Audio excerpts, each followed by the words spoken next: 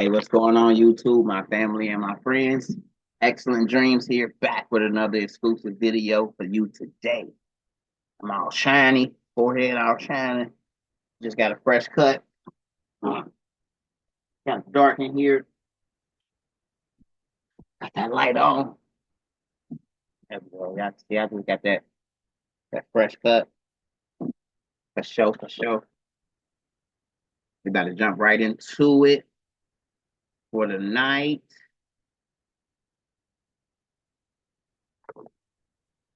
Just waiting for Tayon to come aboard.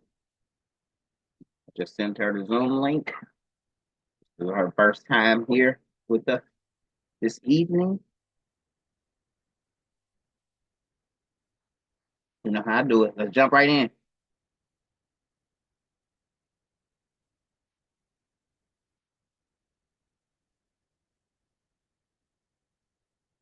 All right, so I was working on this video here, showing off my Diamond Club brand. Let's see if I can play it here for y'all.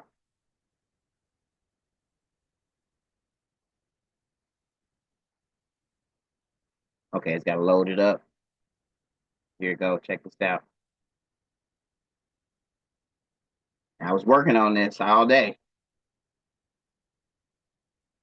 Hope y'all like it. It doesn't even show all of the Diamond Club designs I've done, but it shows at least a quarter of them.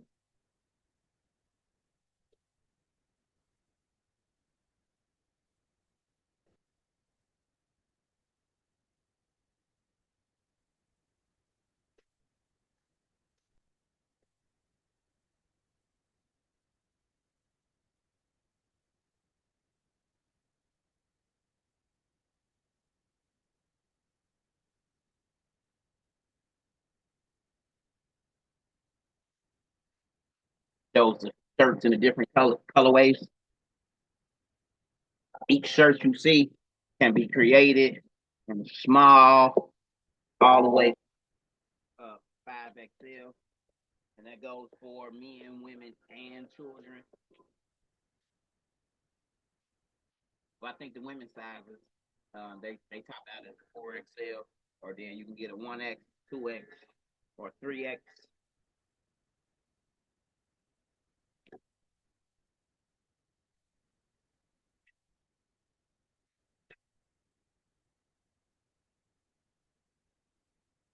A lot of design.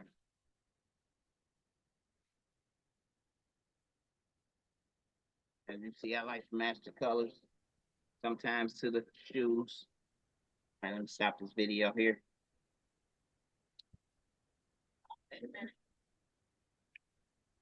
Hey, Tayon, how you doing this evening? I'm good. How are you? I am just great, just great. It is so nice to meet you. Likewise, likewise. Thank you. Thank you. I'm excited. Save this here. Close this down. All right. So how long have you had the software? Have you used it at all? Played around with it? This will be your first time opening it up. Let me look on my computer. It is open.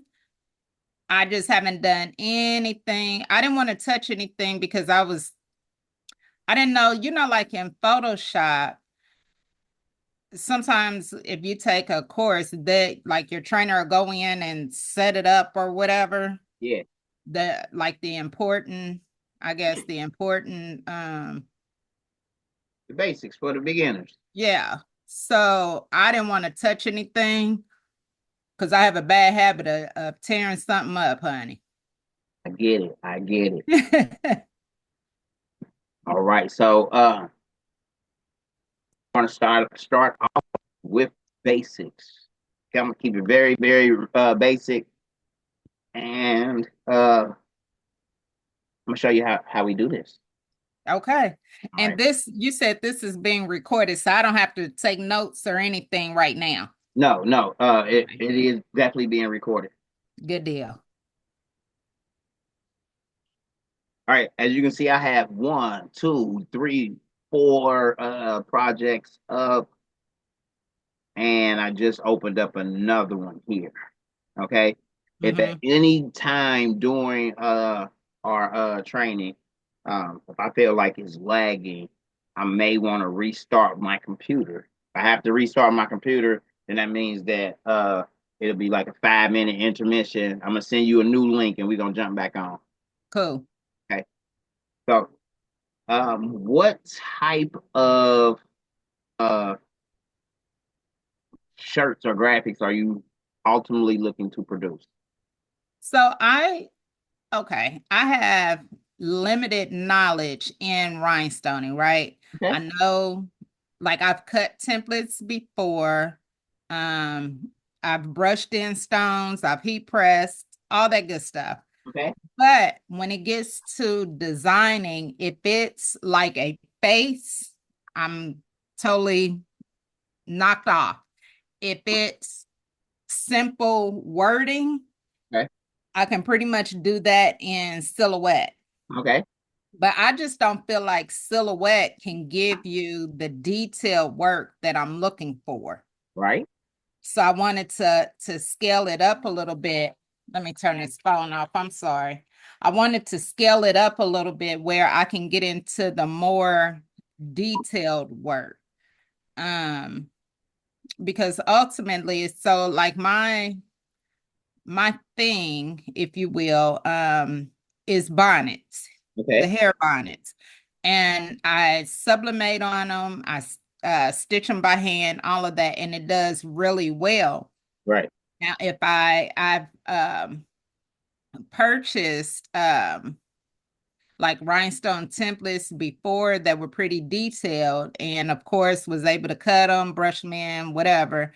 And that took my bonnet business up. Like people went crazy. A rhinestone bonnet, Right. like an actual design, not just the band, but an actual design on that bonnet. Right. That went crazy.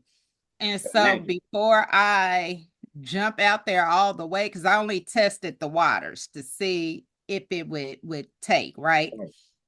Before I jump all the way out there, I better know how to do a little bit more designing than just the basic words. I get it. Yeah. So, okay. So my next question would be is what type of design? So, what do you mean? Like, are you saying like faces or Like types of designs. You got Christmas designs, which will include snowflakes, snowmans. You got different holiday designs. Of course, Halloween is coming up, so you got scary type of designs. right, You got spiders that fall in there, like you know what I mean. You got ghouls, ghosts, demon, everything that falls into the category of holiday designs. You know what I mean? gotcha. And you might have St. Patrick's Day designs, which include the four-leaf clover, and then which also include like leprechauns and stuff. Like you know what I'm saying? Right, So, right. uh, when I think of style of design, because that's you can do tons of styles of designs. But if you're thinking about bonnets, I would say start with zodiac signs. Yeah, let's do it. Okay.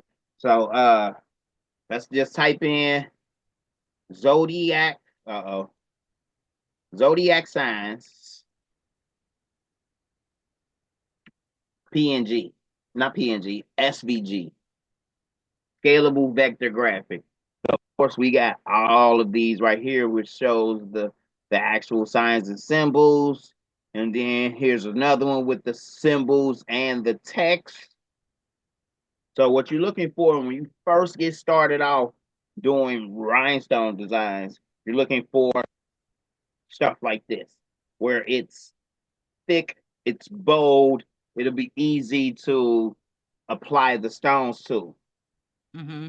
Stuff like script, it's still easy, but it's just the next level up because you have so many more curves that curve this way and curve back that way. So And see, I think that's where I'm at because the first one that you pointed to, that one, I can handle that in Silhouette, no problem. It's Okay. when we get into the nitty gritty of it next to it. Yeah, then it's like it doesn't look as clean Right. as I feel like it should. Right.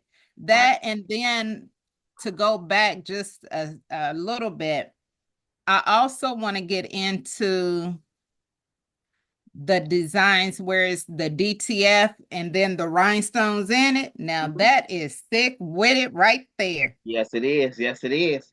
Yeah. Yep. Yeah. That's I would say that's intermediate level, you know. Okay. Um, intermediate to advanced. So Okay. you have to learn this part first, and then you'll get into mixing pictures with actual, I would say pictures. That's DTF or sublimation because you can add Right. in the shades and you can add in the tones, but then you can also add in the vinyl cuts. We're talking about glitter, glow in the dark, reflective, foils. You know what I'm saying? And That's where I want to get to. rhinestones as well. Yeah. I'm going to right click on this image here. I'm going to save image as. Hopefully it comes up as a PDF image. It came up as a WEBP file. So I can't jack it off the internet, like, you know? So I'll But have you to know find what? what There's a way to get that. it is. It is. I know the way, but I cannot do it while I'm screen recording on Zoom. Oh, gotcha. Like I've tried it multiple times and I don't even know what folder it goes into. I just know that it pops up down here in the corner. And if I'm not on Zoom, I can click it and then it takes me to a save and then I can save it from there. But every time I've been on Zoom, it doesn't work. So I just avoid it. Gotcha. Let's see here. And I just typically try to find another one. This one isn't bad. That's a lot of detail. Let's see what it looks like. Let's save image as. Okay. Ugh. It's okay. It's okay. I'll go on a hunt. Oh,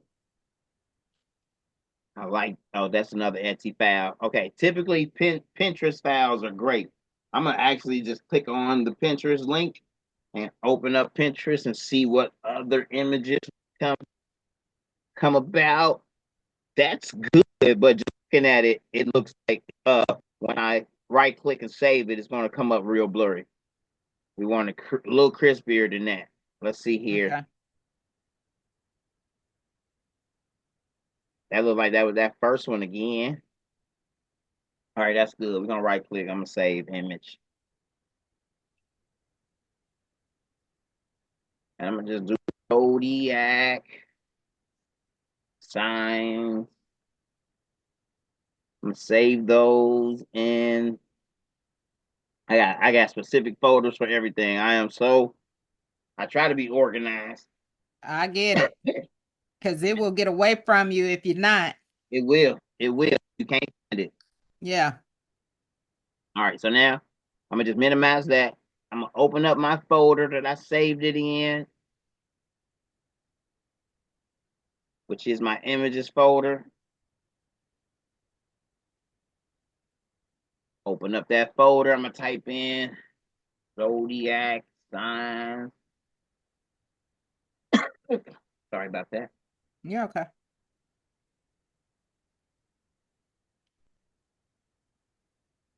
There it is. I'm gonna drag it right in like so. All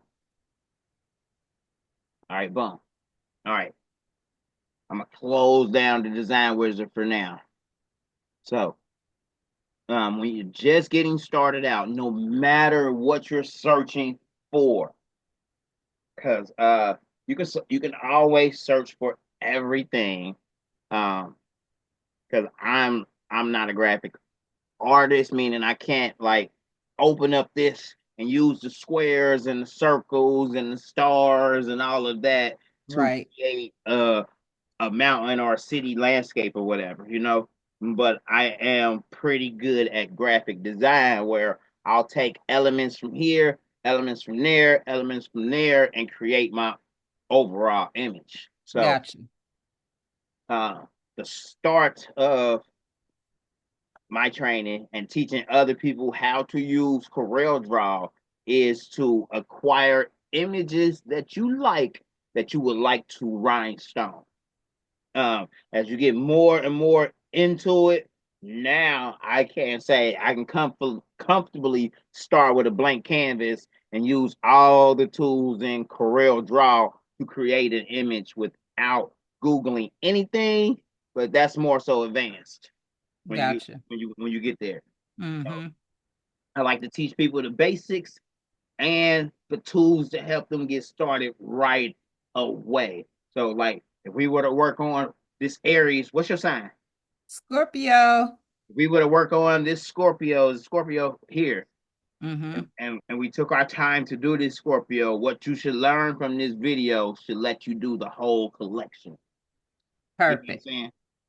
So that way, what you take and learn from this video could easily be applied to Gemini, Cancer, Leo, and so forth. All right. Perfect. Yep. All right. So when you first start off and you look up here, this area right here, this is, I would like to call this layout section. Everything up here, I would like to call it the layout section because it's all layout stuff. When nothing is selected, this is just, if you go through here and you hover over it, it tells you that's how you start a new document. This one right here shows you open an existing document. This one right here is your save. This here is your print. This here is your paste, which you know can paste is Control V.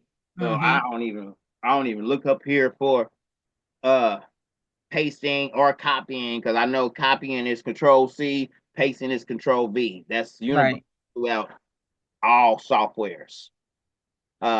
Next we have our undo and of course our redo. Mm-hmm.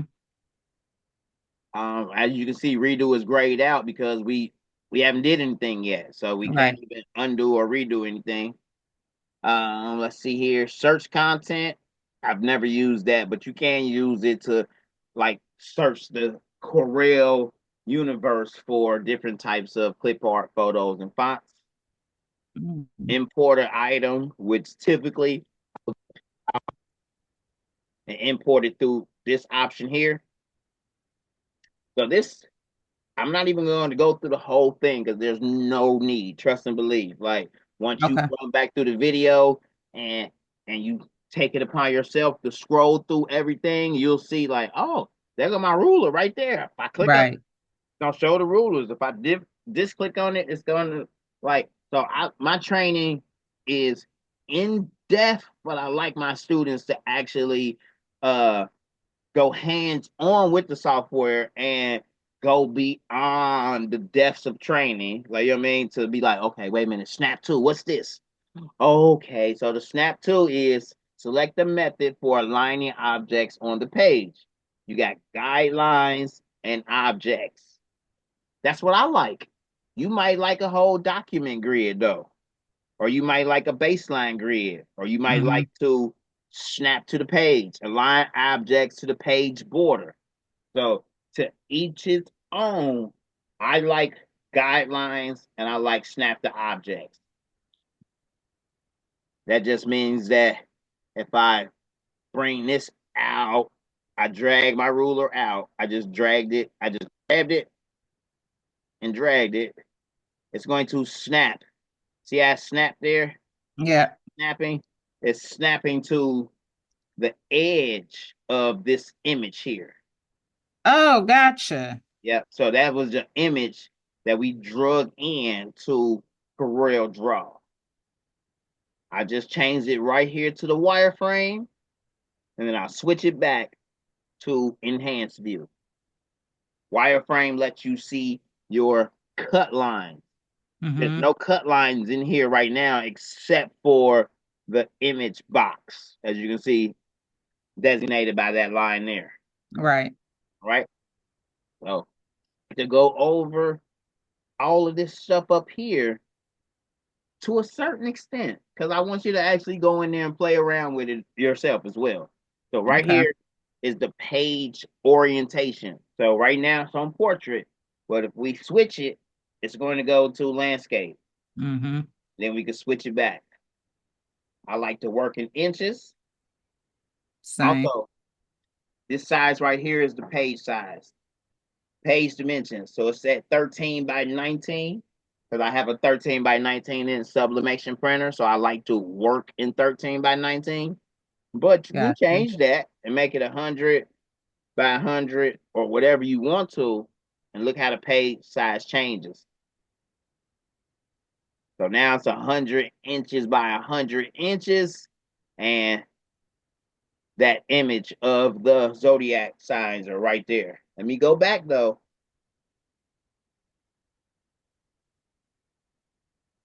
So now it's 13 by 19 again. So that's the size of like the canvas. The This piece canvas, of the paper workspace, the is workspace. 13 by 19. Yeah, Gotcha. the workspace area. But watch what happens when I click on the image. When I click on the image, now it's showing you the size of the image and its X and Y coordinates as it is positioned on the page. So if I move it to this corner down here, you will see the coordinates change. Oh, wow. Okay. A lot of people may get that X and Y axis confused with the size, but after a few times of actually looking at it and differentiating one from the other, you'll be like, okay, that's the X and Y.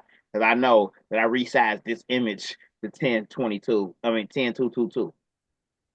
What would you use the X and Y axis for? Just like the placement of the design on the canvas? Yes, but okay, so X and Y to me for me relates to the size of the paper Mm-hmm. or the size of the size of the vinyl, the measurements of the vinyl, and your position it to cut at on your vinyl cutter. So if Gotcha. you were to place it all the way down here in the left-hand corner and you position your vinyl on your mat or on your cutter to cut, then you would know that Virgo would start at the left end corner closest to the X and Y coordinates, and that's how it would cut. It would cut Mm-hmm. this Virgo Sagittarius, it would cut out like that and go lengthwise up your cutter. But Gotcha. uh, that's not something you really need to worry about Okay.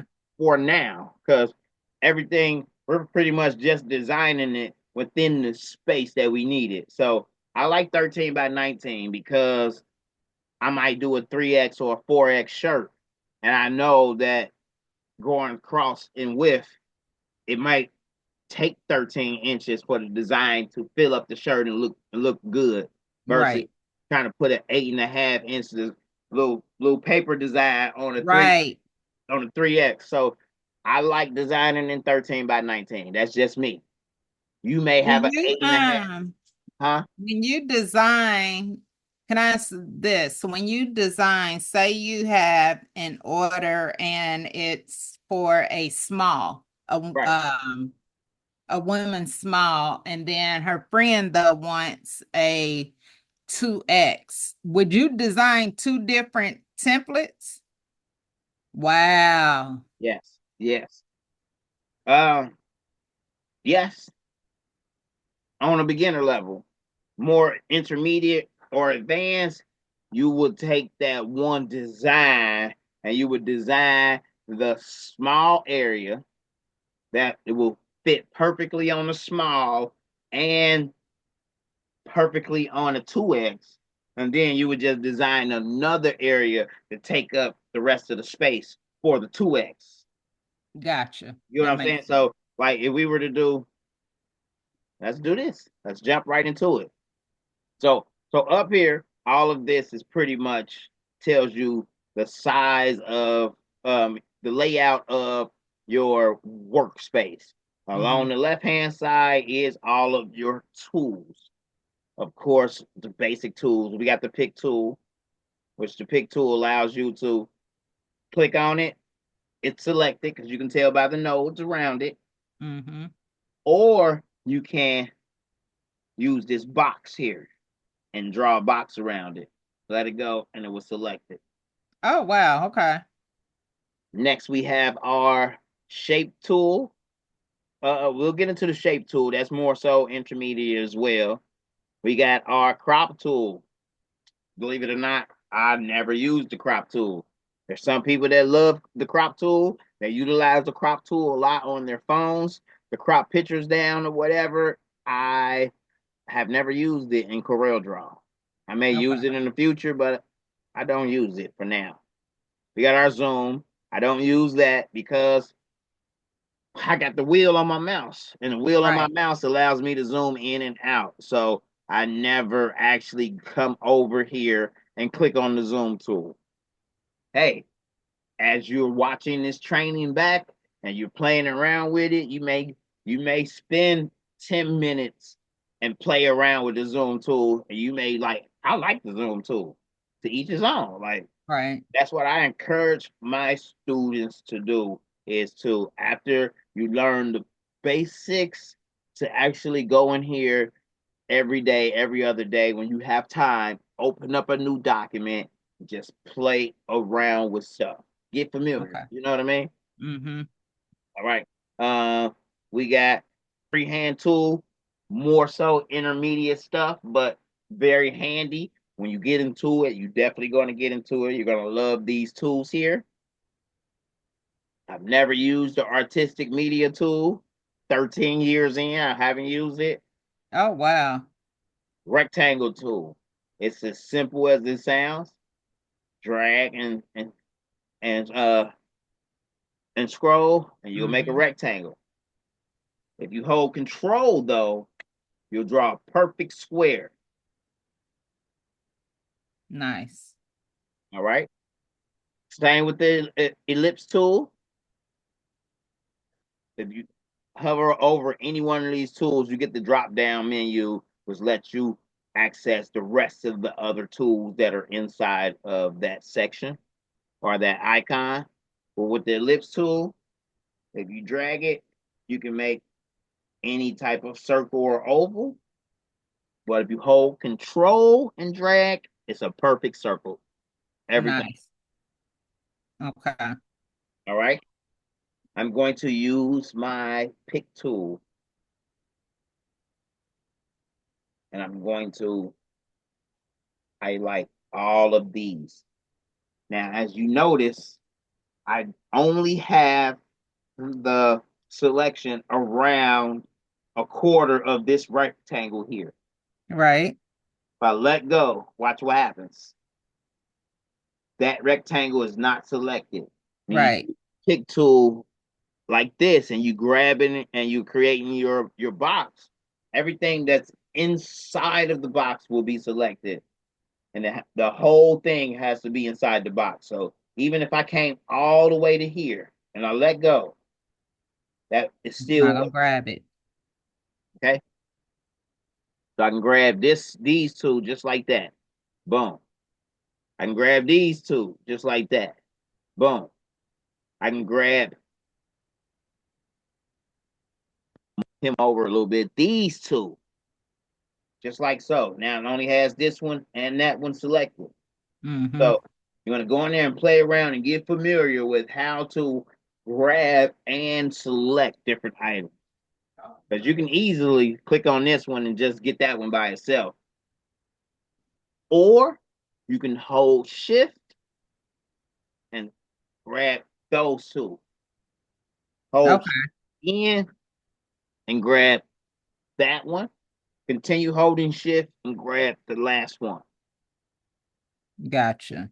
So holding shift allows you to grab or select multiple objects. All right. I'm going to highlight all of these. Let's get rid of them. Delete.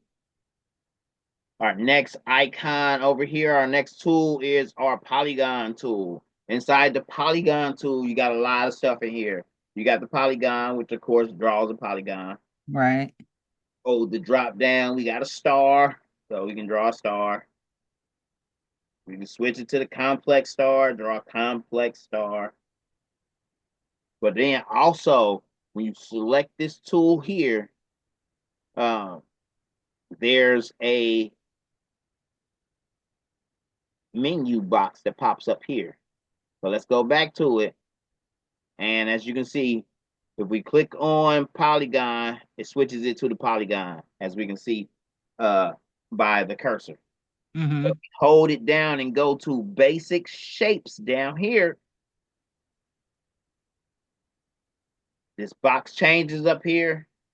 And now right here in this drop down here, there's a ton of more stuff, such as the heart, such as the triangle, of course, again, the 90-degree angle triangle. We got lightning bolt in here. So it's a lot of elements already built into the polygon tool. All right. I'm going to use my pick tool, select all of this stuff and just delete it. Next, we have our text tool. Pretty self-explanatory. We click on it. We type in, we just type in Corel space draw. Okay, I have my caps on right now, and I was holding down shift as I typed in my capital, so it reversed them. That's what I love about the wizard. So even if you typed it in all lowercase, or you typed it in caps, or you typed it in a mixture of the two, once you open up the wizard, we have this drop out menu right here for our fonts. Not only is it the drop out menu for our fonts, but this row up here, if you hover over it, it shows you can change it. I don't know what this is. Nice. Yep, you can change it to uppercase. Boom. Lowercase. Title case. Two color. Changing the two color magic text right here doesn't really work too well because, as you can see, whatever happened right there. Let me go back. Undo. Undo. So there's in Coreldraw. I mean, in the, okay, let me move side for us. So Coreldraw is the master program. Let's exit out the design wizard for a second. Coreldraw is the brain of the whole operation. TRW design wizard is just a plug-in. Boom. Okay, but they work cohesively and separately. So right now, I'm on the Design Wizard 5.12 Pro, right? As you can see, it's lit up here. Watch what happens when I click on Coreldraw. So Coreldraw is grayed out right now. When I click on it, now it's green, and now TRW Design Wizard is grayed. Oh, yeah, it is. All right. So you want to, as you're working, as you're designing, you want to remember Coreldraw is the brain, TRW is just the add-on. So you want to remember to look up here or to look right here. Here's why. So right now I'm on Coreldraw, I'm in Coreldraw, using Coreldraw. If I hover over anything, it pops up. It lets me know what that button is. Watch what happens. I'm going to just scroll over here, and I'm not going to click on anything. And as you can see, nothing is popping up. I don't know what this button is. I don't know what this button is. I don't know what this button is until I know them and remember them, right? Right. Here's what you need to do. So when you're in the, whether you're in Coreldraw or in the Design Wizard, say we hover over this button here. We don't know what it is, but we do. If you look down here at the bottom, just roll right here. It would tell you what that button is. So let's hover over that button again. It says create guides, left and right. All right. Over here, create guides top and bottom. So it does the same thing, but it shows it to you down here, right? Mm-hmm. Okay.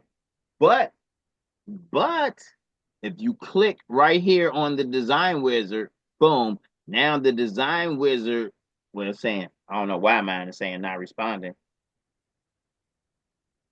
Oh, that's what I was. Oh, okay, let me open it back up. Let me turn my fan. Let me turn my fan on my laptop. I run my laptop like a workhorse. She be running hot sometimes until you turn the fan on her. Like, okay, so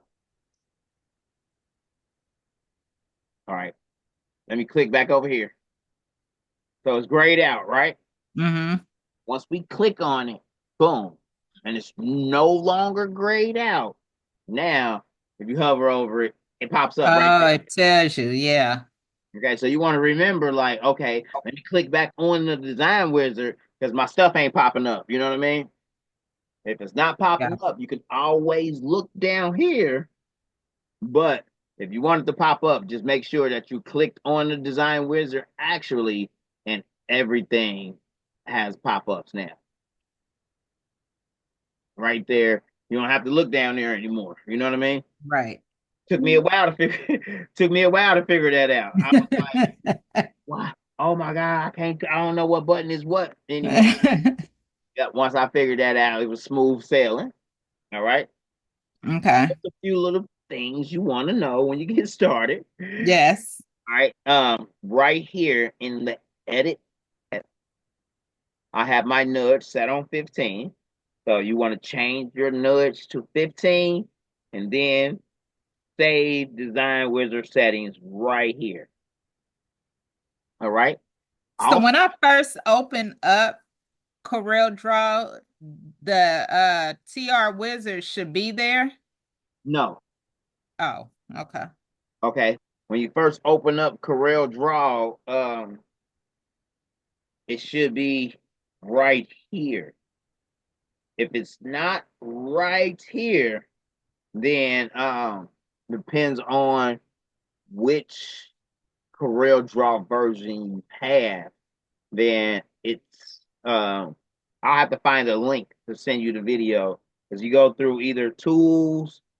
Yep, I think it's options or customization, and then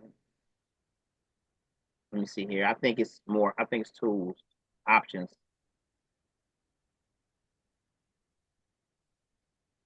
then customization from here. Okay, then command bars, and then there's like a TRW toolbox here, and then you'll hit OK and add that toolbox to here, and then you'll be able to open it up. If that's not the Okay. case, you got to give TRW actually a call, and then they'll actually call you and remote into your computer and put it right there. Okay. Yeah, TRW. I like them because their software is not hackable.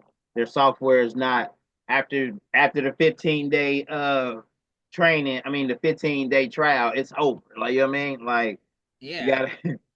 So I love it. I'm actually I did the 15-day trial, but I think I'm gonna go ahead and get it. There has been instances though where you say you call them and they can see everything too. So Hmm. they're pretty light at heart. Say you call them and you're like, yeah, I purchased a 15-day trial uh a month ago, and I really didn't use it as much as I wanted to. Is it possible to get another 15-day trial? And they may give you another 15-day trial. You know what I mean? Okay. Uh, I know back then when I first got started 14 years ago, I probably had three, maybe four trials because 5.99 is a lot.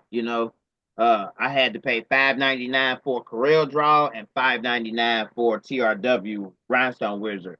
It Oh my wasn't uh goodness. it wasn't a bundle at the time. You know what I mean? Yeah. Yeah. So I had a lot of thinking to do, and I was like, I'm not quite sold yet. Can I get another Right. trial? Like, you know what I mean? Right. And they did it, but eventually the trials will run out, like, and Right.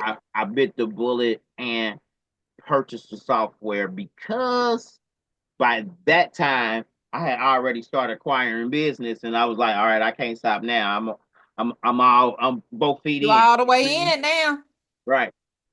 This sometimes pops up out of stack space. I'm not quite sure what that means, but I just sometimes I hit yes to report the error to TRW. Sometimes I hit no. Okay. All right. So it's not gonna change anything. All right. So we have more tools down here. Remember, you want to be clicked on it over here. That way, when you hover over here, it pops up. Oh yeah.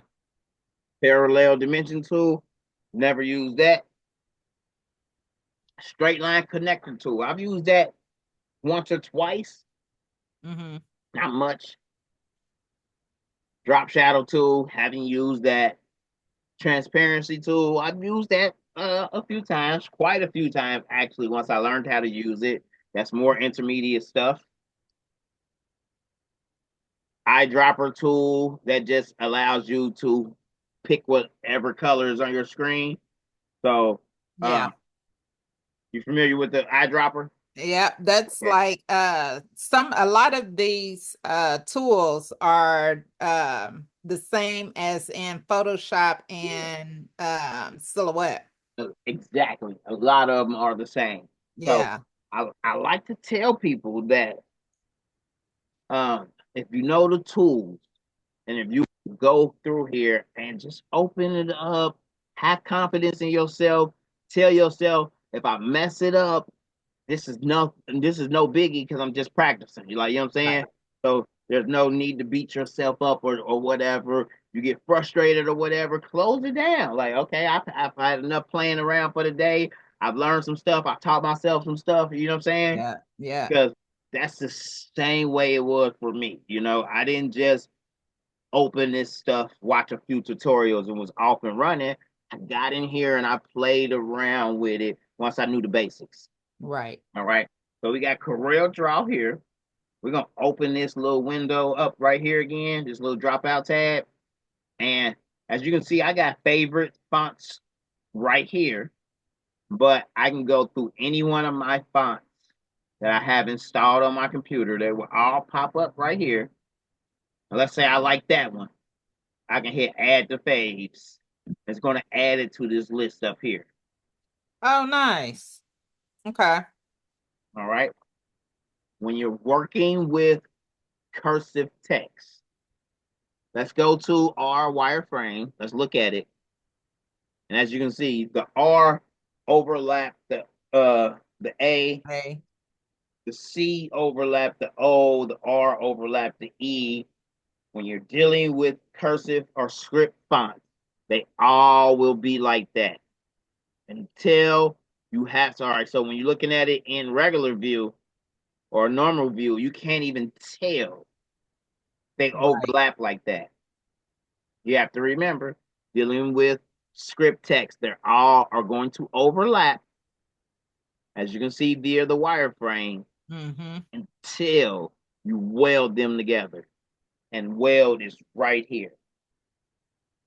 We're gonna weld them, and now as you can see, the R is connected to the A, the C is connected to the O, and the E is connected to the R here. Nice. Okay. If we unweld it, then we got the lines through it. We want to weld it. Mm-hmm. All right. Go back to our enhanced view. All right. Now that's just working with text. All right. I'm going to delete this. Because as you're going back through the training, you'll be able to watch it over and play around with the different text that you already have. So this here is an image. We know it was an image, even though we typed in scalable vector graphic, it still gave us a PNG image. We know it's an image. When we zoom in, we can see the pixelation start happening. Right. All right. What we want to do with all images is we want to convert this image to a vector graphic. How you do so is pretty simple in Coreldraw. We right click on it, we outline trace, and we hit clip art. Simple as that. It brings up our power tracer. Our power tracer is going to run through it, and it just turns what's on the left here to vector graphics on the right. They look the same to the unsuspecting eye. As you zoom in more, you can see that One is clear. one Uh-huh. is clear. All right, Yeah. so we're going to hit K. And also in here, you can play around in here. You know, if you don't get the desired result here, you can play around with the detail by increasing the detail. Maybe play around with the smoothing a little bit. Mm-hmm. Play around with the corner smoothness a little bit. I like to have my options as delete the original image and remove background. So just remove that background, as you can see. So now it's Mm-hmm. transparent background. We're going to hit OK. So now what we're left with is let's wireframe it. Now, as you can see, we have all of the cut lines for that image that was converted to a vector file. I'm going to hit Control S to save it.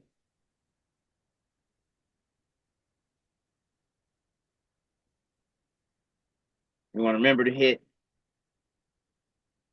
Control S frequently, because with any graphic software, all graphic software, even the ones online, at times they have glitches.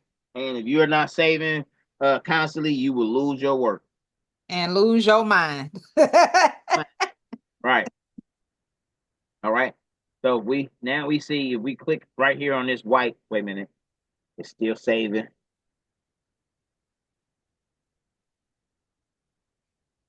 All right, all right.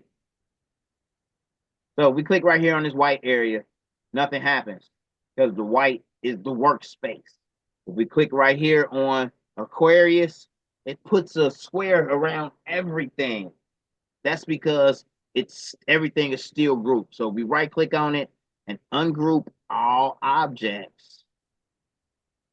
I like to deselect everything, refresh my mind, and woosah for a second, and then I dive back in. Okay, what's the Right. next step that I want to do? We want Scorpio.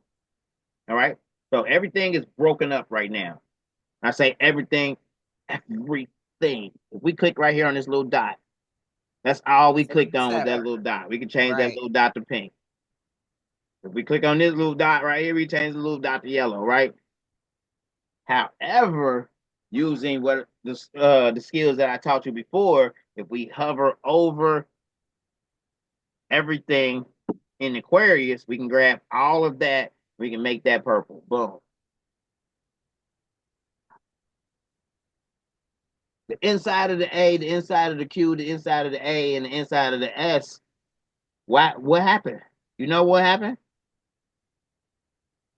Mm-mm. Here's what happened. Let's go to wireframe. Remember, wireframe will be your friend. Let's see what's going on. So, oh, it's still there. So, what happened was everything that you see on the screen is an object. So, even the inside of this A is an object. The inside of this B is an object. There's spaces in there that allow for objects. So I can grab this object out, and that's the inside of the A. We Gotcha. don't need that for this particular image because it's text. So all of this inside cavity is going to get filled up if we were to weld it together. So what I'm going to do is, let me go back, back, back, back, back, back. All right. So what I like to do is, uh-oh, forgot I changed that color. Let me go back, back. Okay, boom. What I like to do is automatically, whenever I vector an image, I like to tell myself I don't need the inside of this 6, the inside of this 9, the inside of this A, the inside of this E. I don't need none of that. So I like to click right here on one of those spots. I know they're all the same color because this is a black and white image. And I Mm-hmm. like to use my tool over here in the design wizard. The main tool you're going to be using a lot is these 3 boxes here. I'm going to click, hover over it, select same color. So if you click on this box here, left click on it, it's going to select all of the same color in this design, which therefore is the white. I'm going to click on it. As you can see, now there's the box around the whole thing again. Even though it looks like it's the whole thing, it's just all of the white areas have been selected. And I like to Gotcha. change the color just for verification in my mind to say, okay, I got all of that white area. Look at all of that white area in there. All right. I like to, okay, so when you're using this tool here, specifically this tool here, any one of these 3, if you click it, we're on Coreldraw, right? And you click here, now we just reactivated the wizard, right? Right. If I try to hit delete to delete all of that stuff, nothing happens. You have Because you're on to, the wizard. uh, Is it because you're on the wizard? correct. So now you have to, after you selected everything over here, after you hit this button right here, or this button right here, or this button right here, you want to come back over here, up here, this line right here specifically, and click. And now the wizard is, I mean, the Coreldraw is back activated. And now you can hit delete. If you don't do that, once you do it a couple times, it's going to become second knowledge. But let's say I selected all this blue right here. I select one, select all of the blue. Then I come back over here and I select anywhere in this workspace area. It's just going to deselect everything. So we have to click it here, and then click back on Coreldraw and delete. And then delete. Yeah. Um, took me the longest to figure that out. But you know, there was like no specific training via the TRW training to say, okay, that's what you're gonna have to do. I just had I kept doing it over and over one day, like, because imagine going through there. I mean, it's going to happen in your learning process. Oh yeah. Imagine going through there and you're like, oh man, I got I got to get rid of all of this. So you're gonna be doing this just like I did. You're gonna click on it and be like, okay, I got to get rid of this. Click and delete. Click delete. Click delete. Click delete. Click delete. Click delete. Okay, move on to the A. Click delete, because you're gonna click there. You're gonna click over here. You're gonna click back over here, and it's gonna deselect. So remember, click there, click here, and then click up here. Boom. Well, not right there, but this line Right. right here. And then, Right. all right. So now we have all of those white spaces out of there. If we click in the white space inside of the cavities of the letters, they're all gone. Cool.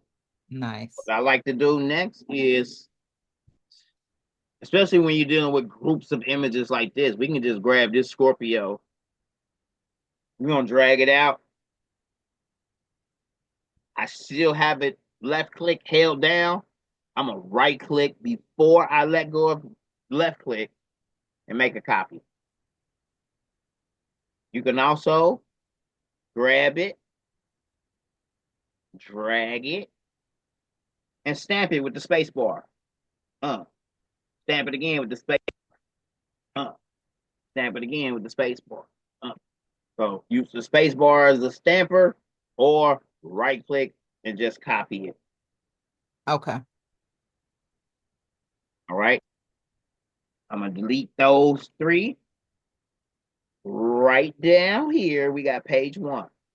I'm gonna click this little plus sign right here. And now we got page 2. I'm gonna drag this Scorpio here onto page 2. I'm gonna make it larger as well, as you see. I just dragged it by the corner and dragged it in. And drag it in here. Also, like well, they're similar but different than most graphic software because if I hover over it, I have everything selected as you can see, right? Right. But if I hover over it in this white area, there's nothing. If I Right. hover over the black area, now you can see my crosshair pops up. Oh, wow. Okay. So, yes, this box is representative. These nodes, 1, 2, 3, 4, 5, 6, 7, 8, 9. These black dots are representative of the size and the space. But all of this white area, so look at it right here inside of this. Oh, if I click there, I just deselected everything. So Everything, right. you want to remember that the crosshair lets you know that you are hovering over the item that you want to grab, select, move, or do whatever. Okay. All right.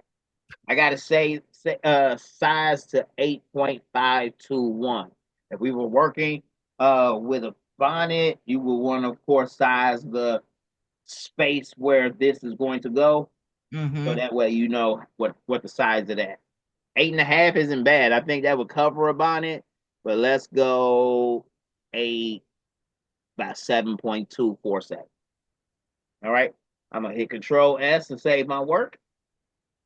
You want to do that every couple of seconds, as long as I'll try to do it every time I change something twice or whatever. Control S. I change something again. Do. Control S. Control S. Okay. I hate losing my work. Me too. I'll get in something. I'll be 2, 3 hours in a zone, in a straight zone, and then I look up and be like, the program will shut down. And I'll Yep. open the design back up and be like, oh, that's the last time I hit save. Yep. Yep. All right. So we have our Scorpio separated from the rest of the zodiacs over here. All right. I like to separate uh, different parts of my design in pages. So if I was going to do all 12, it'd be 12 pages down here, and I right click this one and rename this one to Scorpio. Gotcha. Then, of course, it'd be Leo and then Virgo. All right. So you ready to have some fun? Let's do it. All right. So we can see that our M, if we click on it, it's by itself. We can change it to pink. Our S, of course, is by itself. Our CO is together. Our RP is together. Our I and the O is together. All right. Is the dot for the I, is that separate? Is that a separate? It is. Yes. Okay. Yes. So what we need to do is we need to weld this Scorpio together. Gotcha. We got a couple of different ways we can do it. The quickest way to do it is to actually just grab all of this. We're only going to grab the CORPIO. As you can see, nothing else is in our box. Mm-hmm. I'll let it go, and I like to change that to green. I'm click on my S now and change that to green.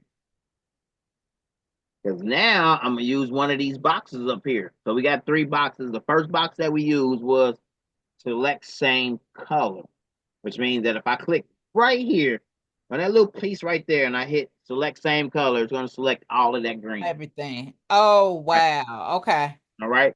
If I click on this black, select same color, it's going to select all of the All black. the black. All right. The next one to the right is select same size and color. Watch this. We're going to click here. We're going to click this button here, select size, same size and color. Nothing happens. This object is the only object on the screen that is that same size. The other ones are the same color, but they're not the They're not same the same size. size. All right. That is so dope. Dope. Dope, right? So now let's change this little black one. We're going to select all the same color again. Let's just change this to yellow. Boom. So now if we click on the yellow and middle one, select the same color, we'll get all of those sparkly things or all of those stars, right? Or diamonds or whatever we want to call it. I love these three buttons right here. Once you really understand the power of them, we got select same size. Nothing on this screen is the same size, so that doesn't work. When we get into working with rhinestones here in a second, that same size becomes critical. Same size and same color, because you might have 1,000 rhinestones on the screen that are all the same size. And you need to select them all at the same time. You know what I'm saying? So this button right here comes help. Wow. Check this Yes. out. All right, so I'm going to begin now welding the colors together, because I know I want Scorpio together. This M is just one piece, so that's staying together. But I know I want all my stars to be together, and right now they're separate. So I'm gonna click on one, select all the same color, and we just gonna weld it right here. Boom. We're gonna click on this green, select all the same color, boom, and we're gonna weld it. Boom. Let's save our work. So now, when it comes to rhinestones, people have to realize rhinestones are circles. In Right. order for rhinestones to work, they have to be smaller than the line that you're putting them on. For example,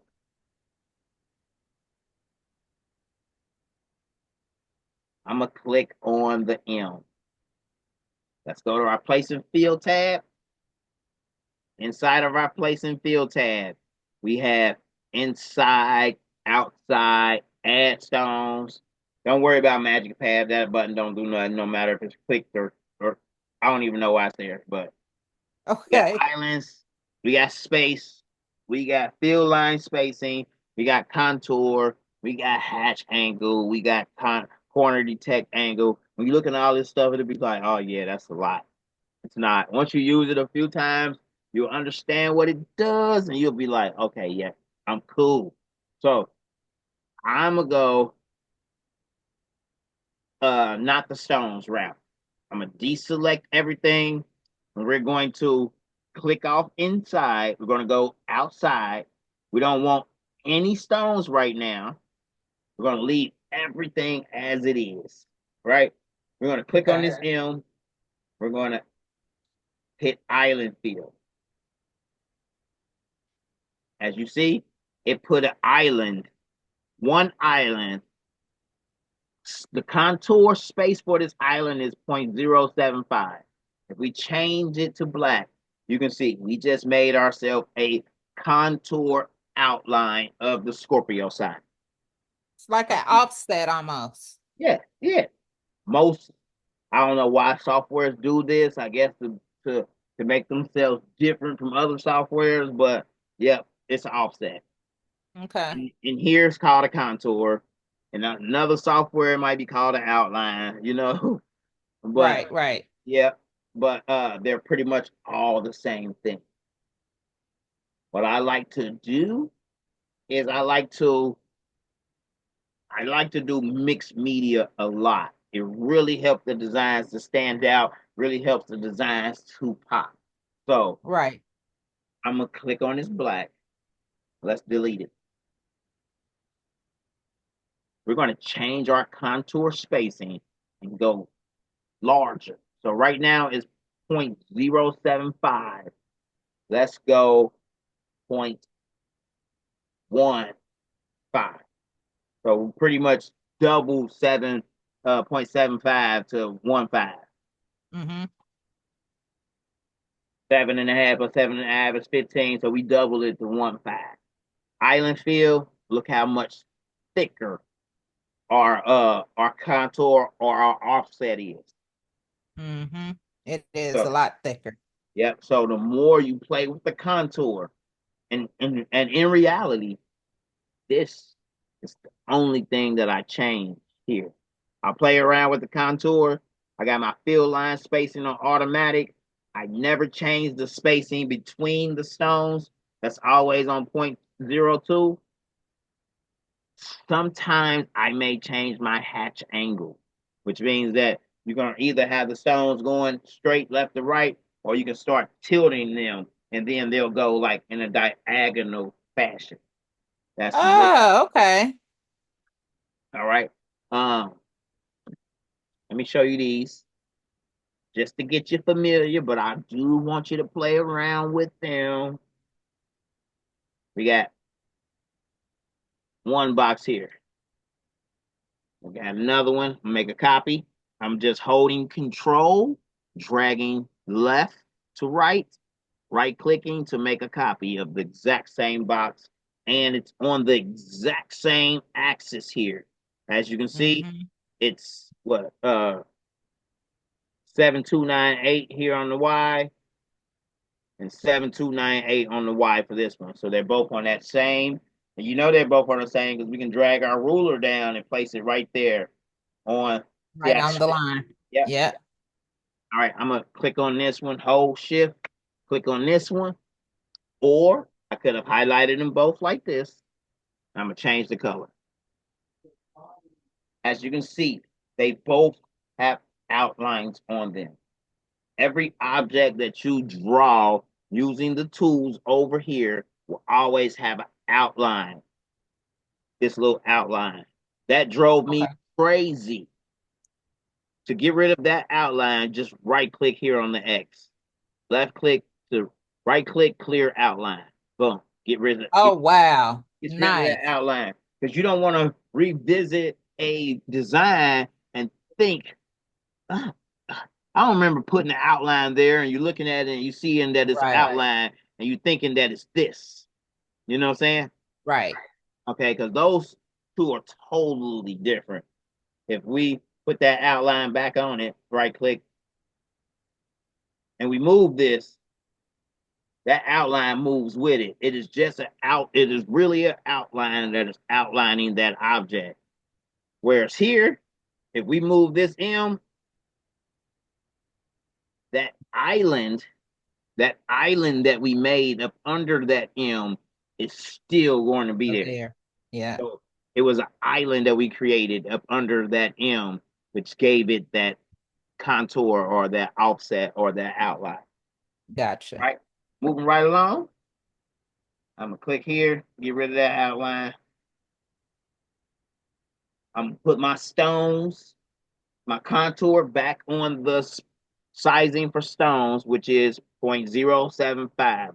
When dealing with rhinestones, it's always 0.075 right here. Okay. And I like to save the design wizard settings here. So no matter if you close it and open it back up, those settings will stay locked in. You may Perfect. find more settings in here that you like to change and then save. Go right ahead. Okay. Don't let me. I tell people all the time because I've done so many trainings and so many people are like, "Oh no, I want to do everything your way," and I'm like, "No, don't do that. You got to do Learn, what's best for you. yeah, learn this software and adapt it to what you gonna use it for." Like, you know what I Yeah. mean? Hit me up for trainings to get more advanced, but don't design like me. Like, Right. Right. don't like take what I teach you, like, and apply it however you're gonna apply it, or people gonna look down the line and be like, "Oh yeah, she do designs just like Ray." Like, I mean, I Yep. might as well go. You get what I'm saying? Like, Yep. I can teach you how to shoot the ball if you want to be a basketball star, like, you know what I mean. But when people are out there watching the games, I want them to know your shot different from mine. You know what I'm saying? Right. Exactly. Exactly. We see the same thing going on with Bronny and LeBron. Like, you know what I'm saying? Like, That's going to be interesting. that's gonna be very interesting. So I Yeah. I'd like to.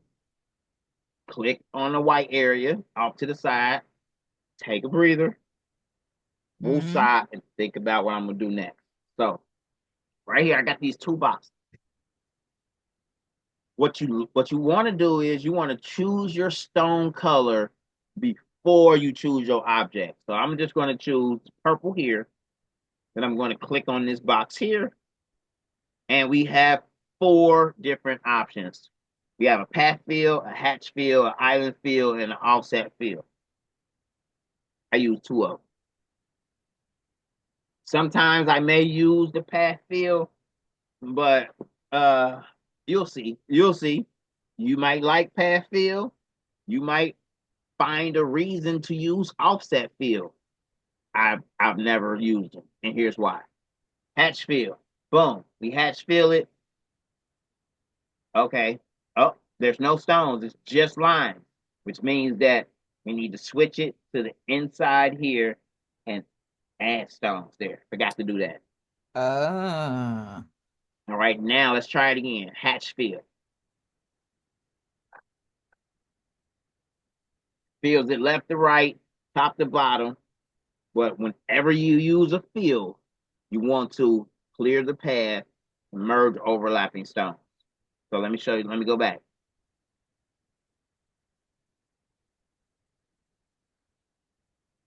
Whenever you use a fill, click on it. Let's hatch fill it.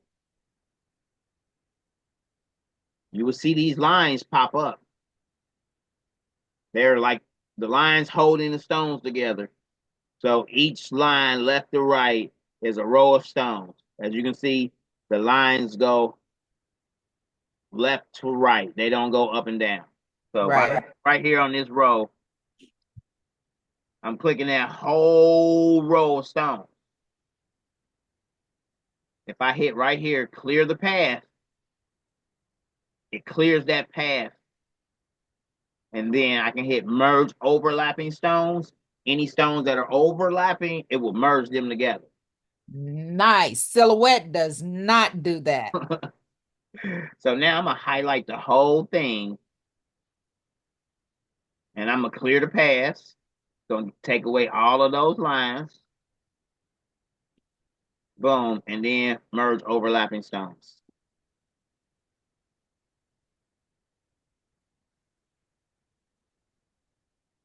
All right. Of course, none of them were overlap. If they were, they're not anymore. That's the hatch fill.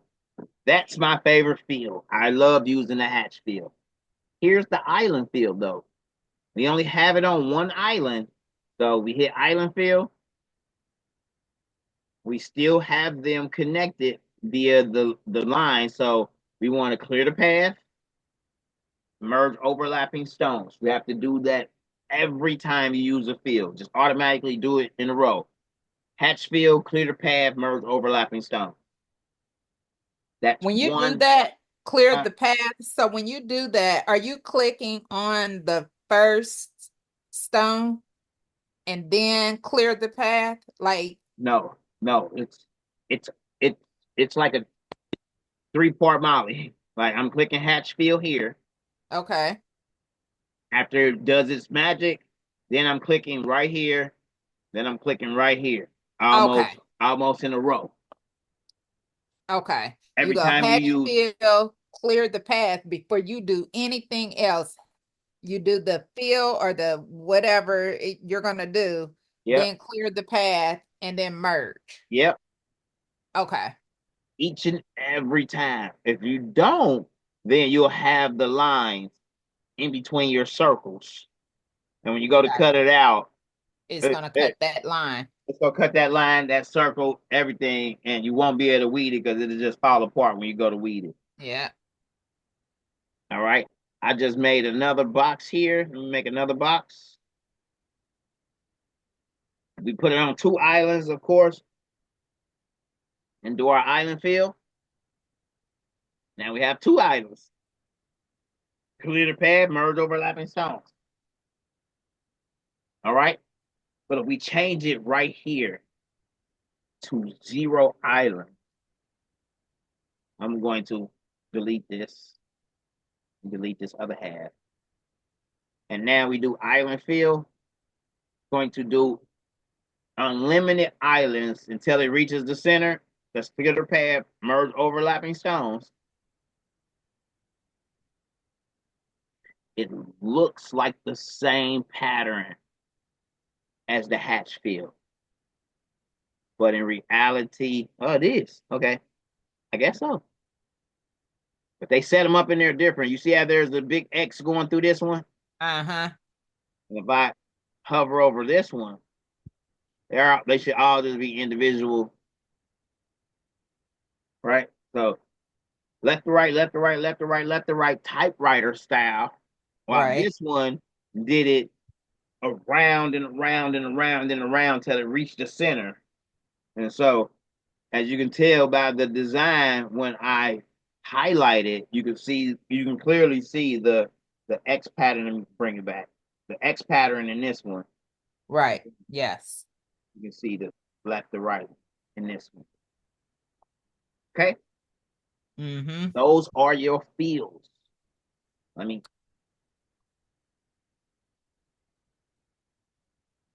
You're gonna trip out about these. Watch this.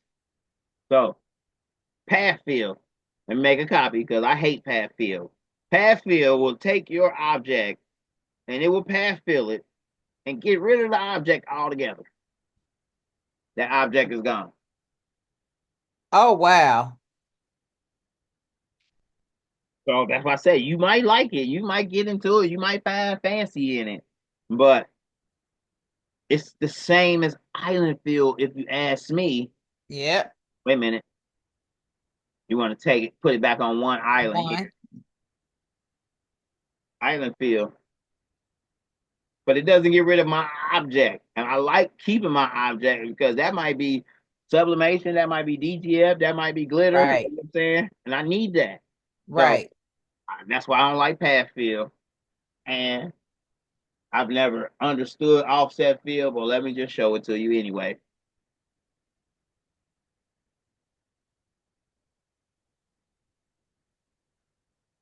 Looks like the other ones, right? Yes. But watch what happens when we try it on this text here. Here's the island fill. Clear the pad, merge overlapping stones. Let's change the color to yellow so we can see it a little better. Boom. That looks good. Real quick, it's in a hurry. And we only need to make a few fixes. That's island fill. I love island fill for script. Watch what happens when we try offset. Whoa. Pass, merge overlapping stones. I'm like, what did that do? Did it put a row of stones on the outside and a row of stones on the inside? On the inside and on top and everywhere else. Yeah, so every time I've used it, I've never really quite found like, oh yeah, that's just too much. That just looks crazy. Yeah. So I It like does. using the other three, but primarily uh hatch fill for objects that are not too curvy, and island fill because watch hatch fill on this curvy Scorpio. We hit hatch fill. It doesn't get all of the curves. It only tries to go left to right, and it misses some stuff. Even though I like it sometimes because it just it just always depends on how much cleanup you're trying to do. So Right. we got that. Let me control Z. You see how that looks, which isn't bad. We do got some cleanup to do, but if we island fill it and we look at it, then we'll be like, okay, I don't have that much cleanup. Clear the pad, merge overlapping stones, and boom, we'll look at it and be like, okay. When I first got started, I was so excited. I didn't even really look at the imperfections or care about the imperfections. I was like, oh yeah, that looked good. And I sent it to the cutter. And I made shirts like that looked like this when I first got started.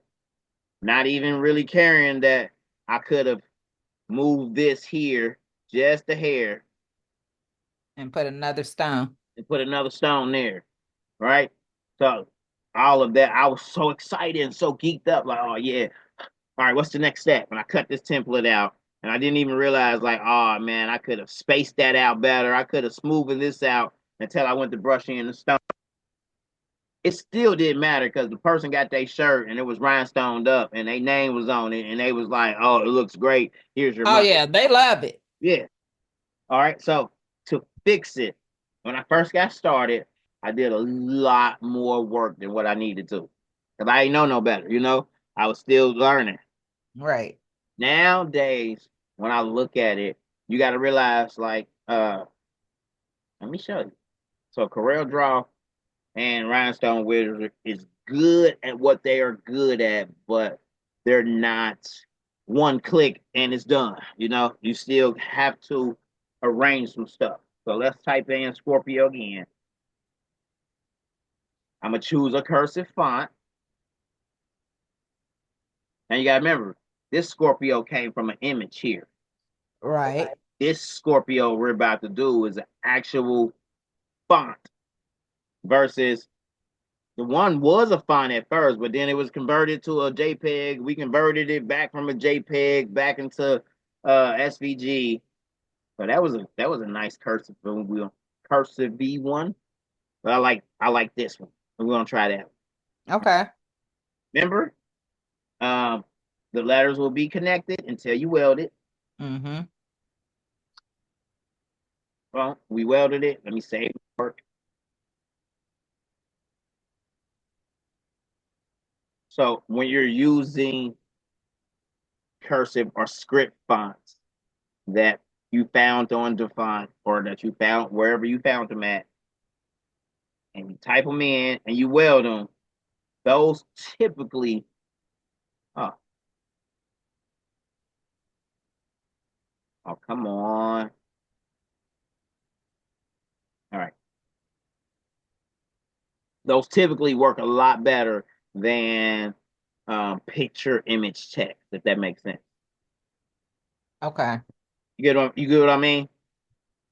Picture You said image when you text means weld them. yeah, yeah, but picture image text means that like the original person who um typed out this Scorpio using Mm. whatever font they use, you know, it was clean to begin with. It was, you know, it was sharp. It had the sharp edges. Once they created this image and then they uploaded it to online and then we got it back offline with a lower resolution, then we Yeah. uploaded and we saw all of the pixels. Yeah. CorelDRAW can only do its best representation to get it back straight. But when we go into the software and actually find a font that we don't have to convert, all we had to do was weld it. Now, if I do an island fill and a clear the path and merge over stones, as you can see, we got sort of a better result as far Right. as the curves. It didn't skip too much stuff, as in up here, you know, it was like the the text wasn't like this C. You see how the C got messed up here? Yeah. So I'm not saying that to deter you from using picture text, meaning if I took a picture of this cup, if I took a picture of this cup and then I tried to create a rhinestone template off of the picture, it's going to be so pixelated, it may not give me a clear A image. clean. Yeah, Yeah. the Scorpio, it looks clear to us, but if we move these stones, I see the imperfections. Like right Right. here, how the C came in here, you know, how it's got this extra little curve. I mean, you see what I'm Mm-hmm. saying? Yeah. Yeah. So Yeah. when you're working with text, I think it's best to like redo the text unless the text is so perfect already. When you drop stones, you don't have this issue here. Right. So, but that's neither here nor there because I'm gonna show you how to fix it. I just wanted to show you that when it comes to using text, You can use the text that you converted and that you straightened out a bit, but it may be better to just go and redo the text altogether. Okay. All right. So now to fix this, what I like to do, and I pride myself on looking at it this way. So we gotta fix this C here. We gotta fix this S. I don't like how it curves like this, and then it loses its curve right here. This Mm-hmm. side, we gotta fix this. Gotta fix the P and the O, right? The old me used to do this. I would move this stone right here into place. When you zoom in, also, you get better control. I would move that stone right there in place. I would hold shift, click, click, click, click, click. I would get down here to this one and be like, oh, what am I gonna do? Oh my God, like that ain't gonna work because now these two right here, they Or off. are off, right? Yeah. But I would equal space this whole row right here. I would add a stone. I would shift and clear the path, and then be like, oh man, now I gotta fix this part right there. So I would move this part right here, boom, and then move this one into place, boom. Then zoom back out, look at it, probably move him down right here on the right just a little bit, boom. And now I gotta equal space that row again because I'm so OCD. It needs to be equal for it to look right. Nope, that's the long way. The quick way is to realize all of your errors, all of your problem areas to begin with, and tackle those right away. So I would look at the design and be like, okay, this stone needs to go here. This stone needs to go here. And maybe this one needs to go here. That looks good because I want this line to connect to that line. I see it in my mind already. Mm-hmm. Move this stone here. Boom. Okay, that looks good. Right here, I'm going to move this stone here and maybe fix this little edge here. Boom. Because now, oh, this stone right here, that's too much. I can delete him. I'm going to delete him.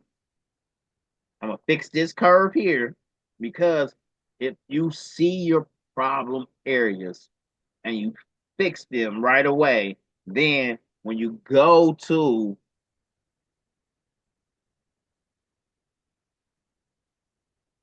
let's fix this curve right here so I can use this as an example. With those two moved into place, boom, you visually see your curve. Let's move this one here. And now we're going to hold shift, of course. Hold shift and select the next stone in the row. Click, click, click, click. I'm still holding shift. I just want all these stones right here to be together. Equal space. Yes. Add a stone. Add a stone. Maybe add one more. That's a little color. Let's go back. Boom. Shift and clear the path. So now we got that whole row straightened down right there. Done. I see this one right here, and I'm like, okay, I'm gonna put another stone right here.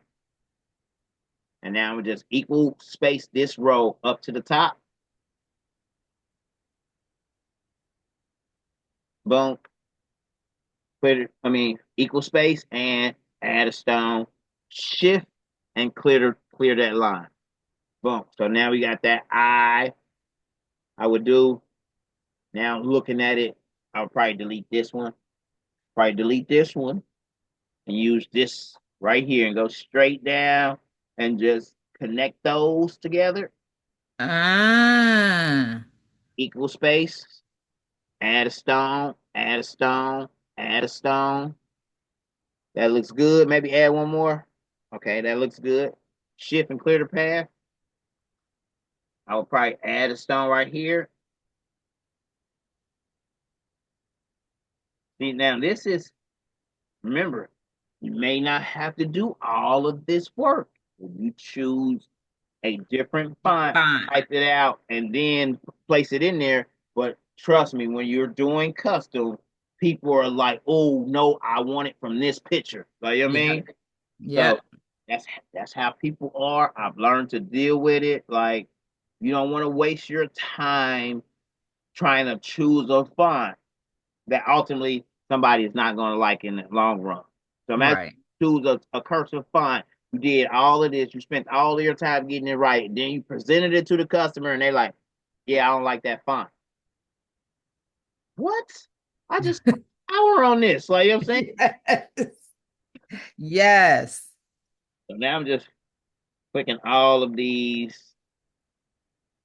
equal space, add a stone, shift, and clear the path. Now, of course, to me, I'm looking at that P like I could have made it better. This is the art. This is designing with circles. Rhinestoning is designing with circles. So you're like, Yeah. okay, I like it, but then I don't. I'll probably delete this one, this one, this one, and then bring that circle this Straight way. down. Yep.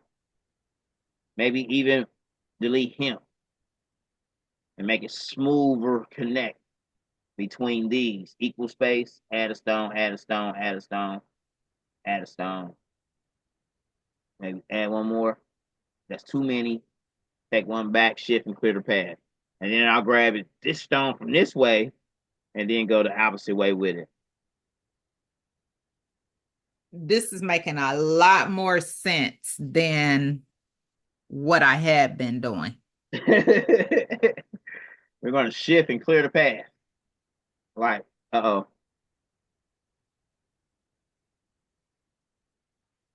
You can also just zoom in, click on the black line, and delete it. Remember to save our work. So me personally, I definitely was okay with the script that they use.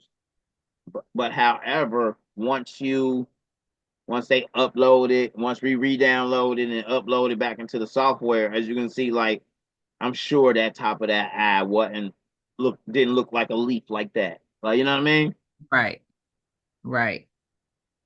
Uh, the O's came out pretty good though, even though they have this hook on them. You know, that's very part of the original text, the original font. Here's another thing I like to do. We look at it and we be like, okay, those O's are the same O's.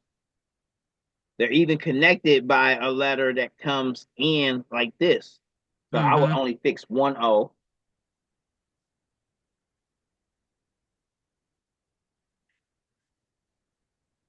And really, it just be really superficial stuff where you can nudge the stone back in, nudge one, put one here, and I'll probably put another one here. The old me didn't even equal space this right here. I was moving. I was like, man, I gotta make this money. I gotta rent the pay. I got this. I got that. Right. I get it. Yeah, I didn't make these many changes when I first got started. I was still happy with my work. People were still happy with it too. But Right. as you get better, you're going to fine tune it. So I'm gonna just equal space this row all the way around to here.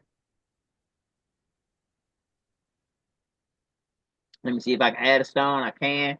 Shift and clear the path. Now what I would do is that O is done. I'm going to go in here, select this O, delete it, and then grab this, Control C to copy it. Mhm.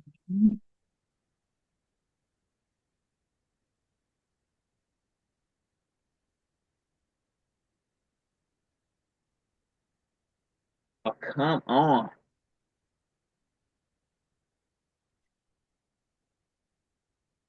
Yeah, I should have restarted it. My computer be running for weeks at times. Control.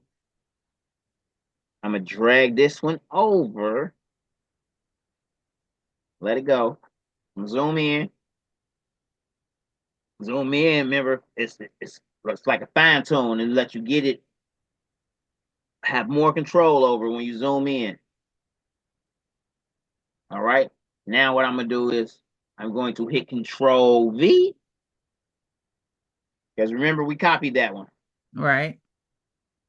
I just drug the other one back over so I didn't have to fix that O twice. Nice. I'm gonna fix the C, and believe it or not, we're almost done. I'm gonna move this part down here, little piece here,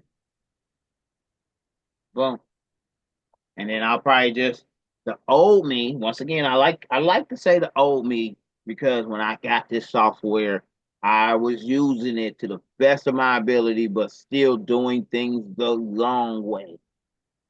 I would take this line right here and I would probably curve this all the way down, all the way up, all the way around to the C. Now, I'll probably just go in 8, probably, and equal space those, add a stone. If it looks good, shift and clear the path. Might move this one just a little bit, but boom, that look good. Because don't nobody, you Yeah. can't visually tell that they're not equal space Right. all the way around. Like maybe here, these two. I'll probably just equal space those in 4 or 5 stones. Like, you know what I mean? Boom, get rid of that little gap and keep it pushing. Nice. Old me, I'm trying to tell you, would start right here. I would fix this stone right here. I might move this stone over here.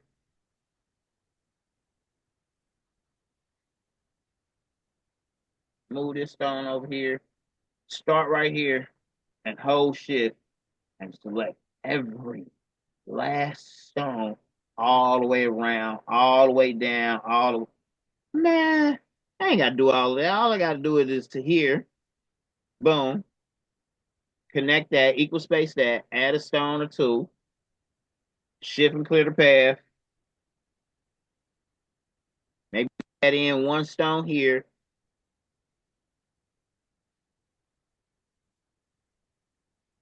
So when you first get started, trust me, as you're getting the hang of it, you're going to be trying to get stuff done and you're going to use the tools and things that I've taught you to get it done. As you're going along and you start, because you got to see it first. You're going to do it the long way until you start seeing it like automatically and know, like, okay, I really got to fix this part right here of the S.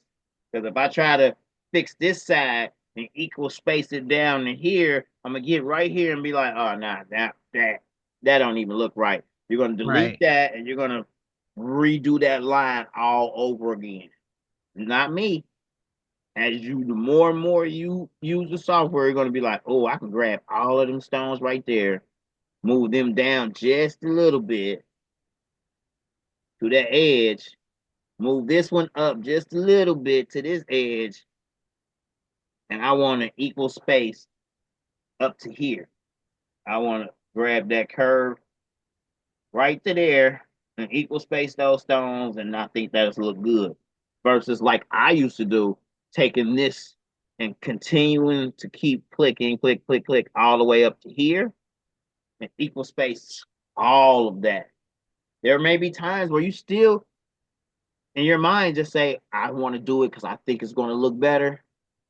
After you've done 1,000 designs, you're going to realize, like, It's not even worth it. not worth it. Like, I think the design looks good. Let me Yeah. get this lady's order out the way and move on to the next one. So we're done. Looks like we're pretty much done with Scorpio, even though, like, I think, like, this R, like, I'll probably fix that R just by moving a few stones here and there. Definitely fix this line right here. And it looks like I can get 2 more stones right here. So let me fix the line first.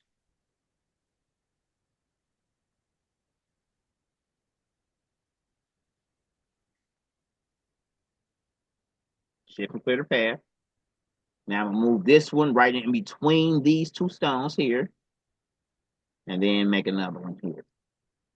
And I could probably even move this one over just a hair, and then equal space those three.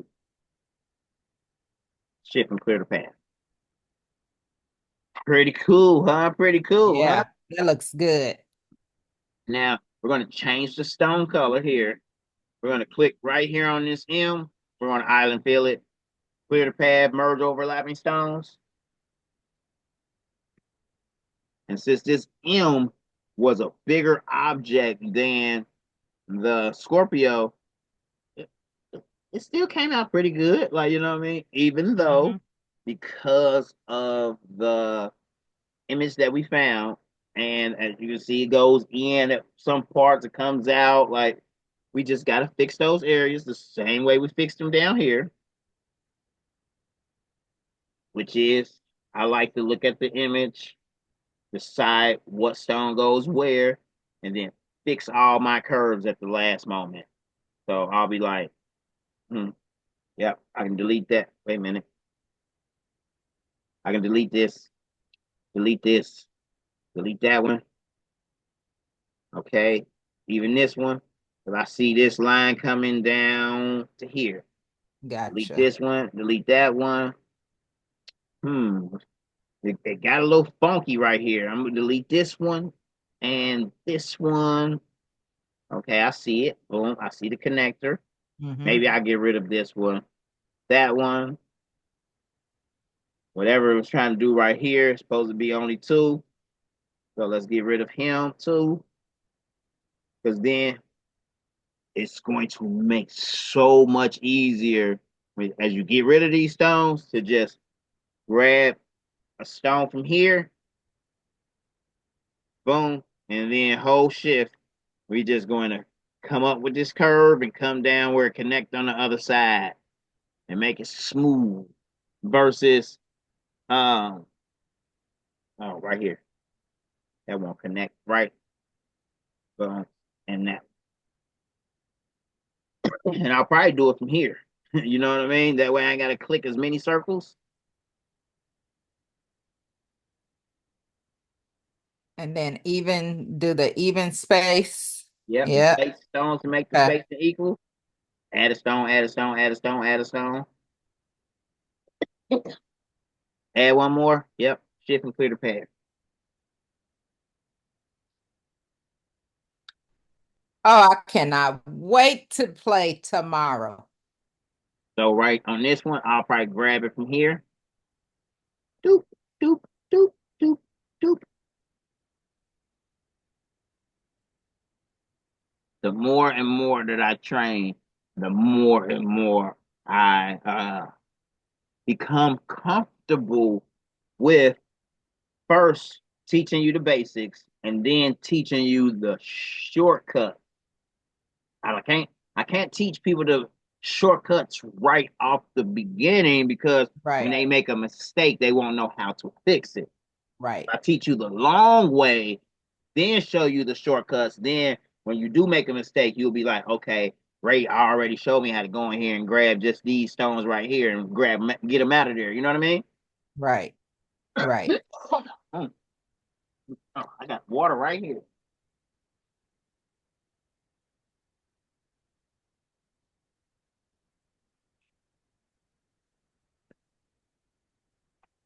All right, all right. Okay, so we're almost done with this M. I'm gonna go ahead and complete it.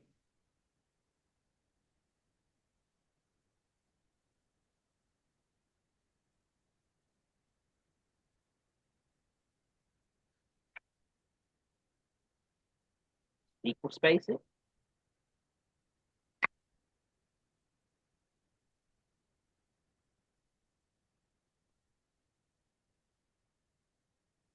I got a lot of softwares running. That's why mine be taking so long.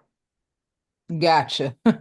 Invalid offset value. Report this error. Yep. Sometimes you're gonna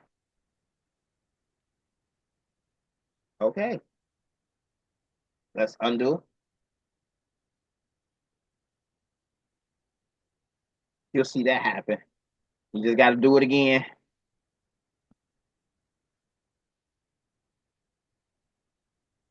Okay. I'm gonna click on the line. I'm gonna delete it. And I'm going to just redo it. Not quite sure what happened right there.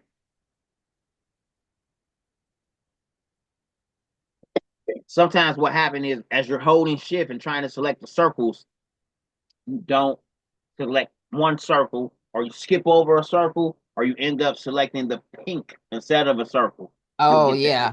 You'll get that line. Okay.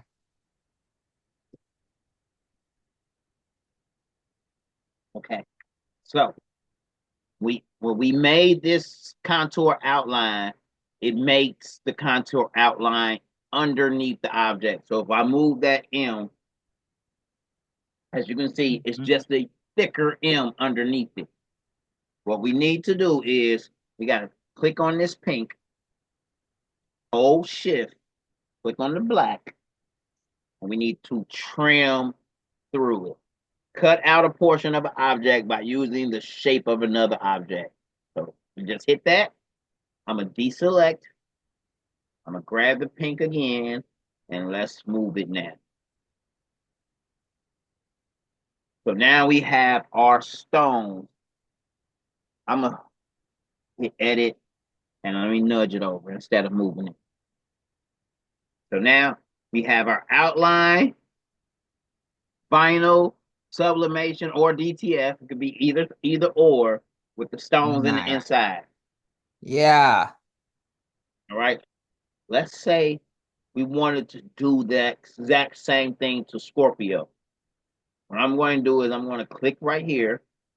I'm going to select all of the same color stone, same size and color stone. I have all of the stones selected. I'm going to zoom in. I'm going to hold shift, and I'm going to click on the green. So now it has the green and the yellow stone selected. I selected it like that because I want to drag it down just a little bit, and I wanted to drag them all together. Now I deselect it. I'm gonna zoom in. I'm gonna click on the green. Go to place and fill tab, and let's keep it at 0.075. Let's go to the outside, no stones, one island, and then island fill. Boom. We're gonna change that to Nice. black as well. Boom. I like to deselect. We're gonna click on the green, hold shift, click on the black. We're gonna trim that through that as well. Boom. So now we have our outline for Scorpio and our outline for our symbol. Now we're so ready to cut this out. All right. So if we highlight it, go to templates.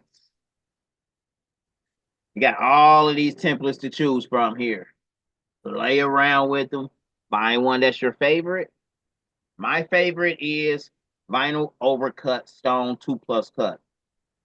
So if you right click on it, it mirrors what it needs to mirror, which is the vinyl. We're going to right click on it. Okay. We right click on it, it breaks it up, and it gives us what we need. Here's our template for our M, for our aquamarine stones. There's our template for our Scorpio and yellow stones. And here's Wow. our vinyl cutout. And it mirrored it. Yep. Then we got the inside. So the inside you may not need this time around, but I like keeping the inside in case the customer is like, "Ooh, next shirt I want glitter." Now you can come back here, just grab this inside piece instead of brushing the stones in and picking them up. Just grab this inside piece, cut it out, layer it with this piece, and you're ready to go. Wow. We got our Okay. our flares over here. So that's ready to go. Mm-hmm. I'm gonna go back though. So essentially, let's look at this. Essentially, doing it this way, you would have cut out the M as a template and the Scorpio as a template, and then you would have cut out the vinyl pieces or sublimated or DTF those pieces, right? What I like to do, especially with a design like this, because it should be very easy to brush in Scorpio in one color and then brush in the symbol in another color. So what I like to do on designs Okay. like this, where the stones are separated, I'm gonna change them all to the same color.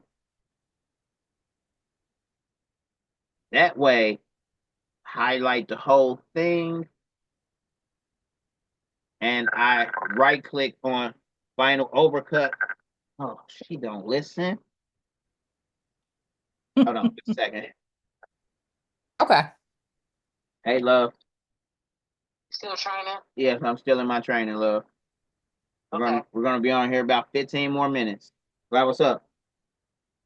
No, I ain't want nothing over there. Just checking on you. Okay. Yep, All right, it started at 8. We on for 2 hours. all right, baby. All right, sugar. I love you. Love you too. All right. So now, as you can see, it put them all together on one because they're the same color. So now you will brush in your stones, Okay. brush in the stones up there, pick them up both at the same time, and then you can layer them both at the same time, or cut them with scissors to get better placement when you go to put them on top of the garment. Mm-hmm. Mm-hmm. So when I first got started, let me go back. I didn't even think of making them two different colors. I mean, making them one the same color because I just didn't. That wasn't how my mind think. So every one that I did came out like this. It was so separated, right? And I just chalked it up, to not knowing any better. And I loaded in the Rhinestone Flock and I cut out the M. That got done, cut out the Scorpio, not even realizing that I could have kept them both together, you know, Right. things you learn as you go to help you save time. Like when I say Yes, definitely. um, and those are things that I can't even necessarily teach. Those are things that you pick up on as you go. I can show you Mm-hmm. the shortcuts, but I don't think that truly helps beginners because they don't know what the shortcut is actually doing to be the shortcut. You know what I'm saying? Right. Right. I like to take off all of these weeding boxes. What kind of cutter you got? I was getting ready about that. So I have the silhouette, Okay. cameo silhouette, but All I'm right. thinking something else. I don't know what yet. Take a picture of my cutter. I'll send it to your messenger. Okay.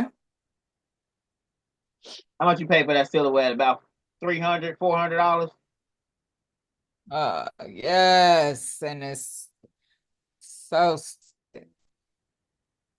I think when they came out, they was $299, $399, somewhere around there. yep. This cutter right here is less than that.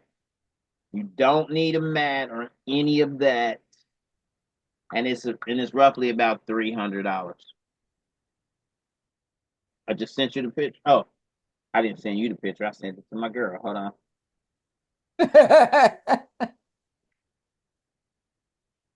There it is, right there. The vinyl cutter, I got it from you can get it from US Cutter, or if you're on a budget, search marketplace in your neighborhood for a vinyl cutter. You want Okay. one like this, preferably with a stand, you know, and preferably they have software. If they don't have software, hit me up and say, Ray, there's this lady around the corner for me. She got a such and such and such model, and it's only $75. I want to know if it's good or not, but she don't got the software, Oh, right? Uh, we may be able to easily Google and get the software online. You know what I'm saying? A lot of people don't know that. A lot okay. of people don't know that you can Google any software that comes with that came with the electronic as proprietary. So all printers come with printer drivers and stuff like that. It come with that main disk that you got to install to get your printer talking to your computer, right? Most people might lose that Mm-hmm. disc, and then they may think like, oh, I can't. If I buy a new computer, I ain't gonna be able to install my printer Yep. on it because I ain't got that disc. No, everything for every product is online. It could be a fan that's got AI built into it or whatever. You can control the fan with your phone, and you lost the instructions or whatever. Like you need to do firmware on it because new software came out, and now your phone can connect to your TV or whatever. It's all online. You know what I'm saying? So just Wow. gotta look up the model number and look up driver for it. So I paid $75 for this little fella right here. You know what I'm saying? And it's a Okay. 28-inch cutter. I don't have to worry about limiting myself to 11 and a half inches like Silhouette. Right. So Right. uh, I would say, yeah, get a better vinyl cutter because this part here will be a breeze. With Silhouette, it's still a breeze, but you have to do it like this. You have to grab what you're cutting. Let me grab all of the yellow. I'm gonna drag it down here. I'm gonna make a copy, and I'm going to size it. I'm going to add the size to it so that I'm making my own guide. So I'm gonna highlight it. It's 8.053. 8.053 times. Click here. I'm gonna highlight it again. 3.206. 3.206. And I'm gonna leave that on the screen like that because this is my reference. But I need Mm-hmm. to save this. Highlight that. Export it here as Scorpio SVG for Cameo. I'm only naming it like that because when you first get started, if you name them like this, it will be easier for you to differentiate the Back. other Scorpio SVG files that you might have in Yeah. a particular folder. Yeah. Huh? Why? What's up?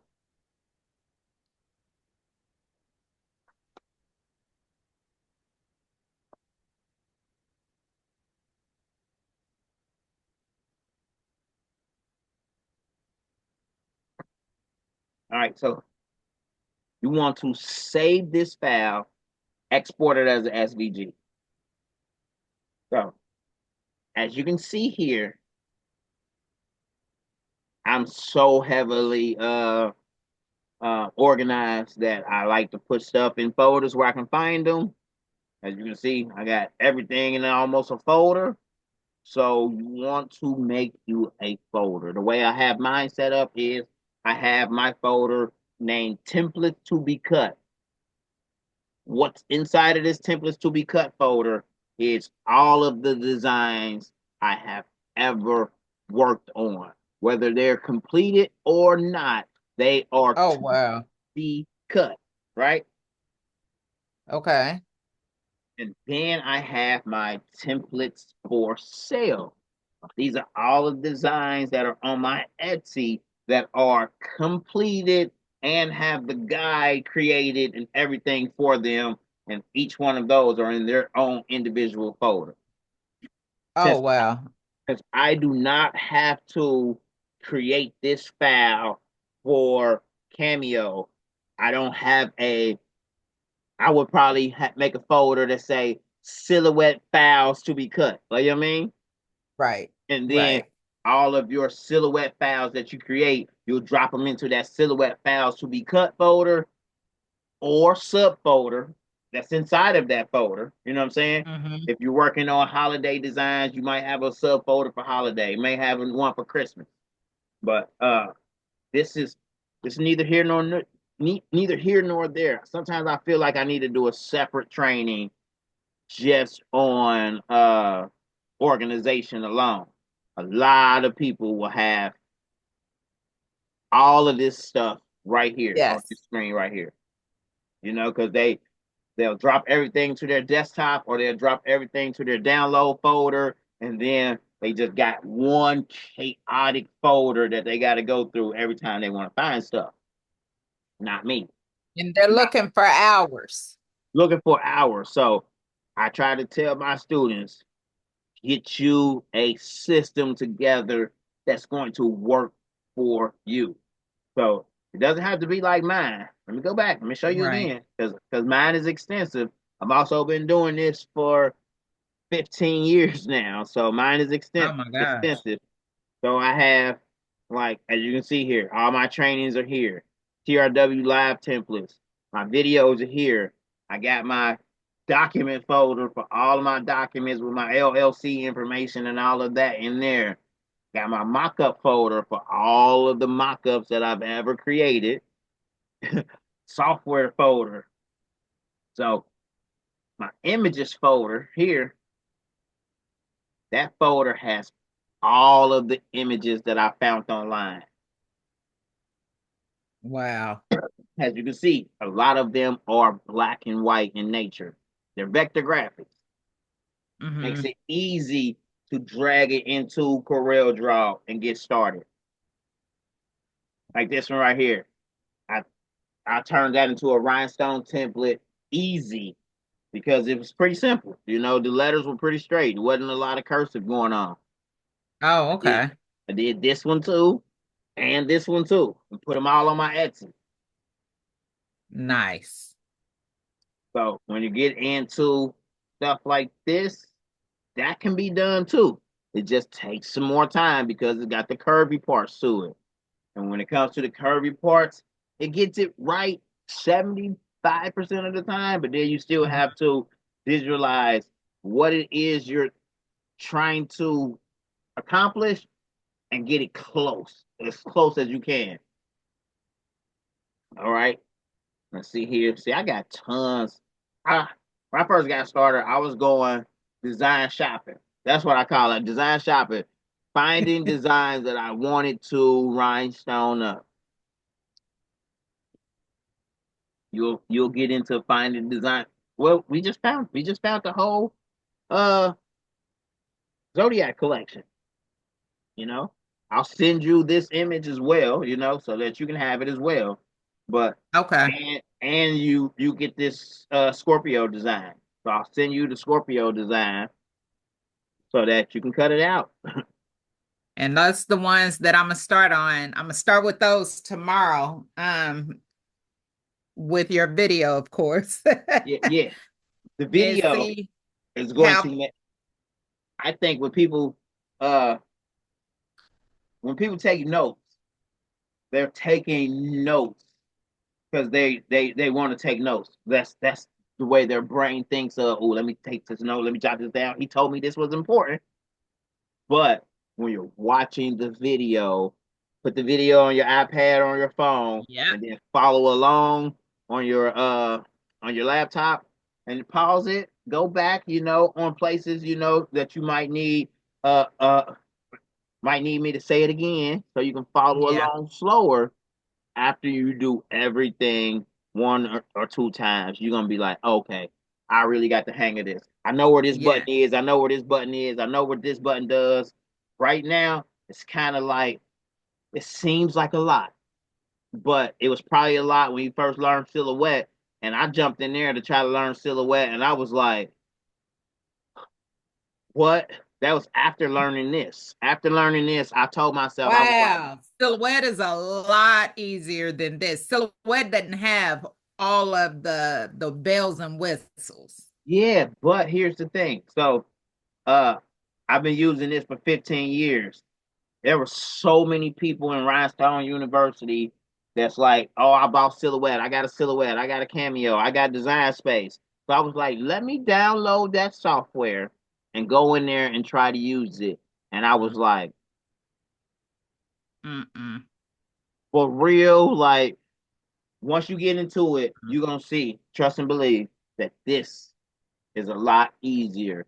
It has a lot more stuff, but once you learn how to use that stuff and play with that stuff, it's a lot easier than having to ungroup the path here and merge this and like, you know what I'm Right. saying? It's same Right. here, similar, but it track Silhouette, and I was like, ain't no way. I do not even want to. I don't even want to learn this stuff to teach it. Like, you know what I'm saying? Right. Right. Because you'll No, see. I think this is it right here because with Silhouette, I just don't feel like you're going to get the details Oh, you're not. like, like you here. I see a lot of people And with the I could be Silhouette wrong. class, and the stones be outside of the line. Like, you know, Yep. and Yes. I'm like, why do they Exactly. do that? Is that a certain offset? Like, it's hard to actually get the stones inside of the offset, so they're always like, I don't know. I think that with RW and Coreldraw, you can like spacing and all of that. Right. Let me save this here. And so Right. once it gets outside that line, you just going or just move it over a little bit and hope that is aligned correct. Oh, okay. So it doesn't have like more so the select all of these stones and equal space them. I could be wrong. Maybe it's something that but I've seen that. No. Yeah. See, Mm-mm. what I like about this software is this is this is essentially Photoshop and Adobe Illustrator combined into one. So on Yes, it Photoshop is. side, you got the graphics, you got the effects, you got the special effects and all of that. On the Illustrator side, you have the lines and the vector art graphics and the shapes and the objects. Mm. This software merges the two. That's why. Yes, So I agree. let me show you before we get off of here. Let me show you. All right. So look, this is one of my latest designs, the Money Bear.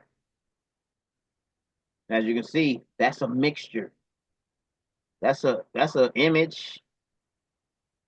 Well, this is the sublimation image here that goes with this design, and I'm able to have. Come on, change. Okay, I'm able to.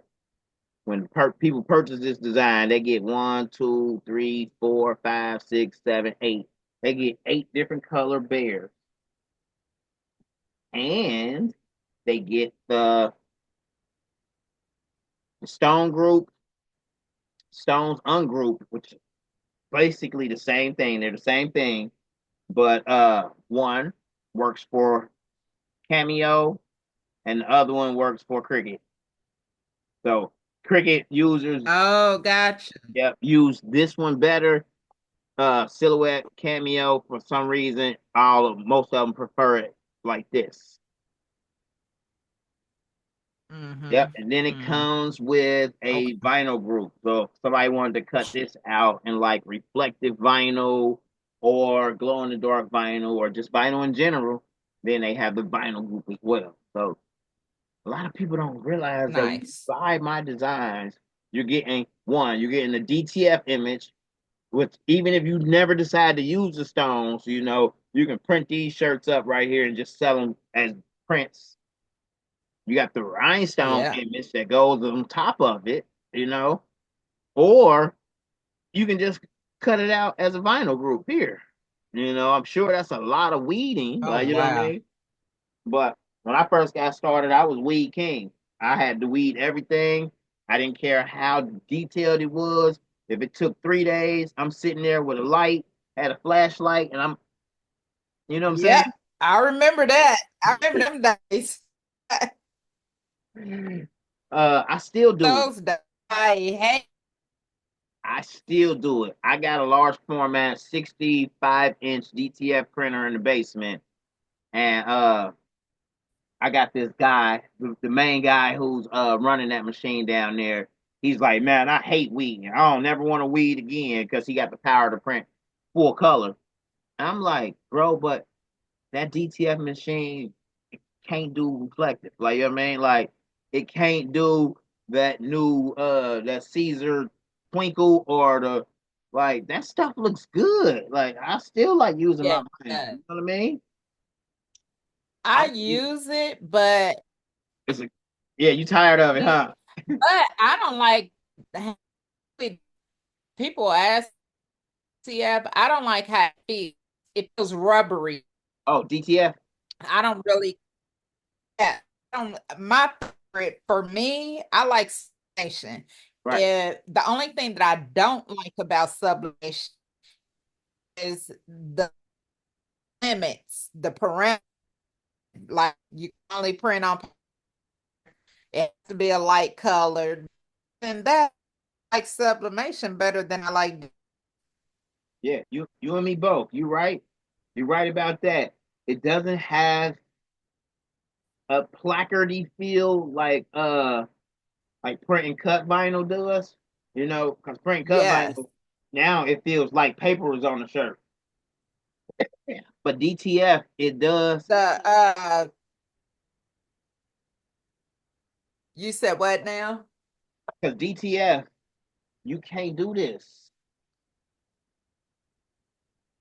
and then ball it up like you know what I mean, and then wear the shirt Right. because it's gonna be all crinkly like a balled up piece of paper. Yep. The same Yep. thing that happens to print and cut. So to the naked eye or to somebody that don't know any better, even if somebody was to touch it, it still has that. Oh man, that's heavy on the shirt, and when I rub my finger across it, like it weighs on the shirt. That's what I mean. That's what I meant. It Yes. weighs on the shirt to me, not as much as vinyl, but just enough to be one and the same. You know what I mean? Yep. As far as the Yep. feel. I definitely agree. But here's what I've noticed too. Yeah. If you have a converted DTF and you're more so doing it the converted method, those printers tend to print out thicker. So now you're dealing with a thicker ink that you have to cure, and then that thicker ink is being applied to the garment. The high format commercial machines are designed to print higher quality with less ink so that it doesn't feel as placardy, if that makes sense. Yeah.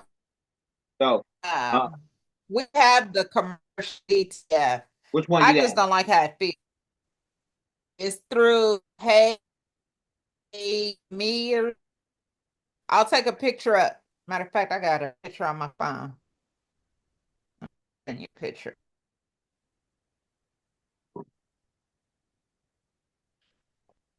So what I did on my DTF journey, first I converted the Epson 8550, and I converted probably every Epson on that list as I was buying them and converting them, trying to make the DTF work. Uh, they get clogged up real fast. Like, don't go on a 3 week vacation. I mean, a 3 day vacation, and you don't properly make sure that the print heads stay wet. You know. Yep. So I ran through a Yep. lot of DTF printers. I got a mountain of DTF printers downstairs. I have to take a picture of them. All of them were converted. We used them for a few weeks. They clogged up and they went to the graveyard until we got the one that we have now, large format, and that one is still clogged up a few times. You know, we had to go through wasting a whole bottle of ink to run the ink through the lines. So yeah, Yep. I do not like Been there, done DTF. that. I got a sublimation printer I don't right need. here. I don't even do nozzle checks on this thing no more. It's prints that Either. efficiently. It prints that efficiently. If you buy one Time. brand new, you put sublimation in it, ink in it from the day one, and you follow all the instructions, then you can leave this sublimation printer and go on vacation for 2 weeks, come back and hit Yep. print, and the printer's gonna be vibrant. I love it. It's fine. It might give me So I had,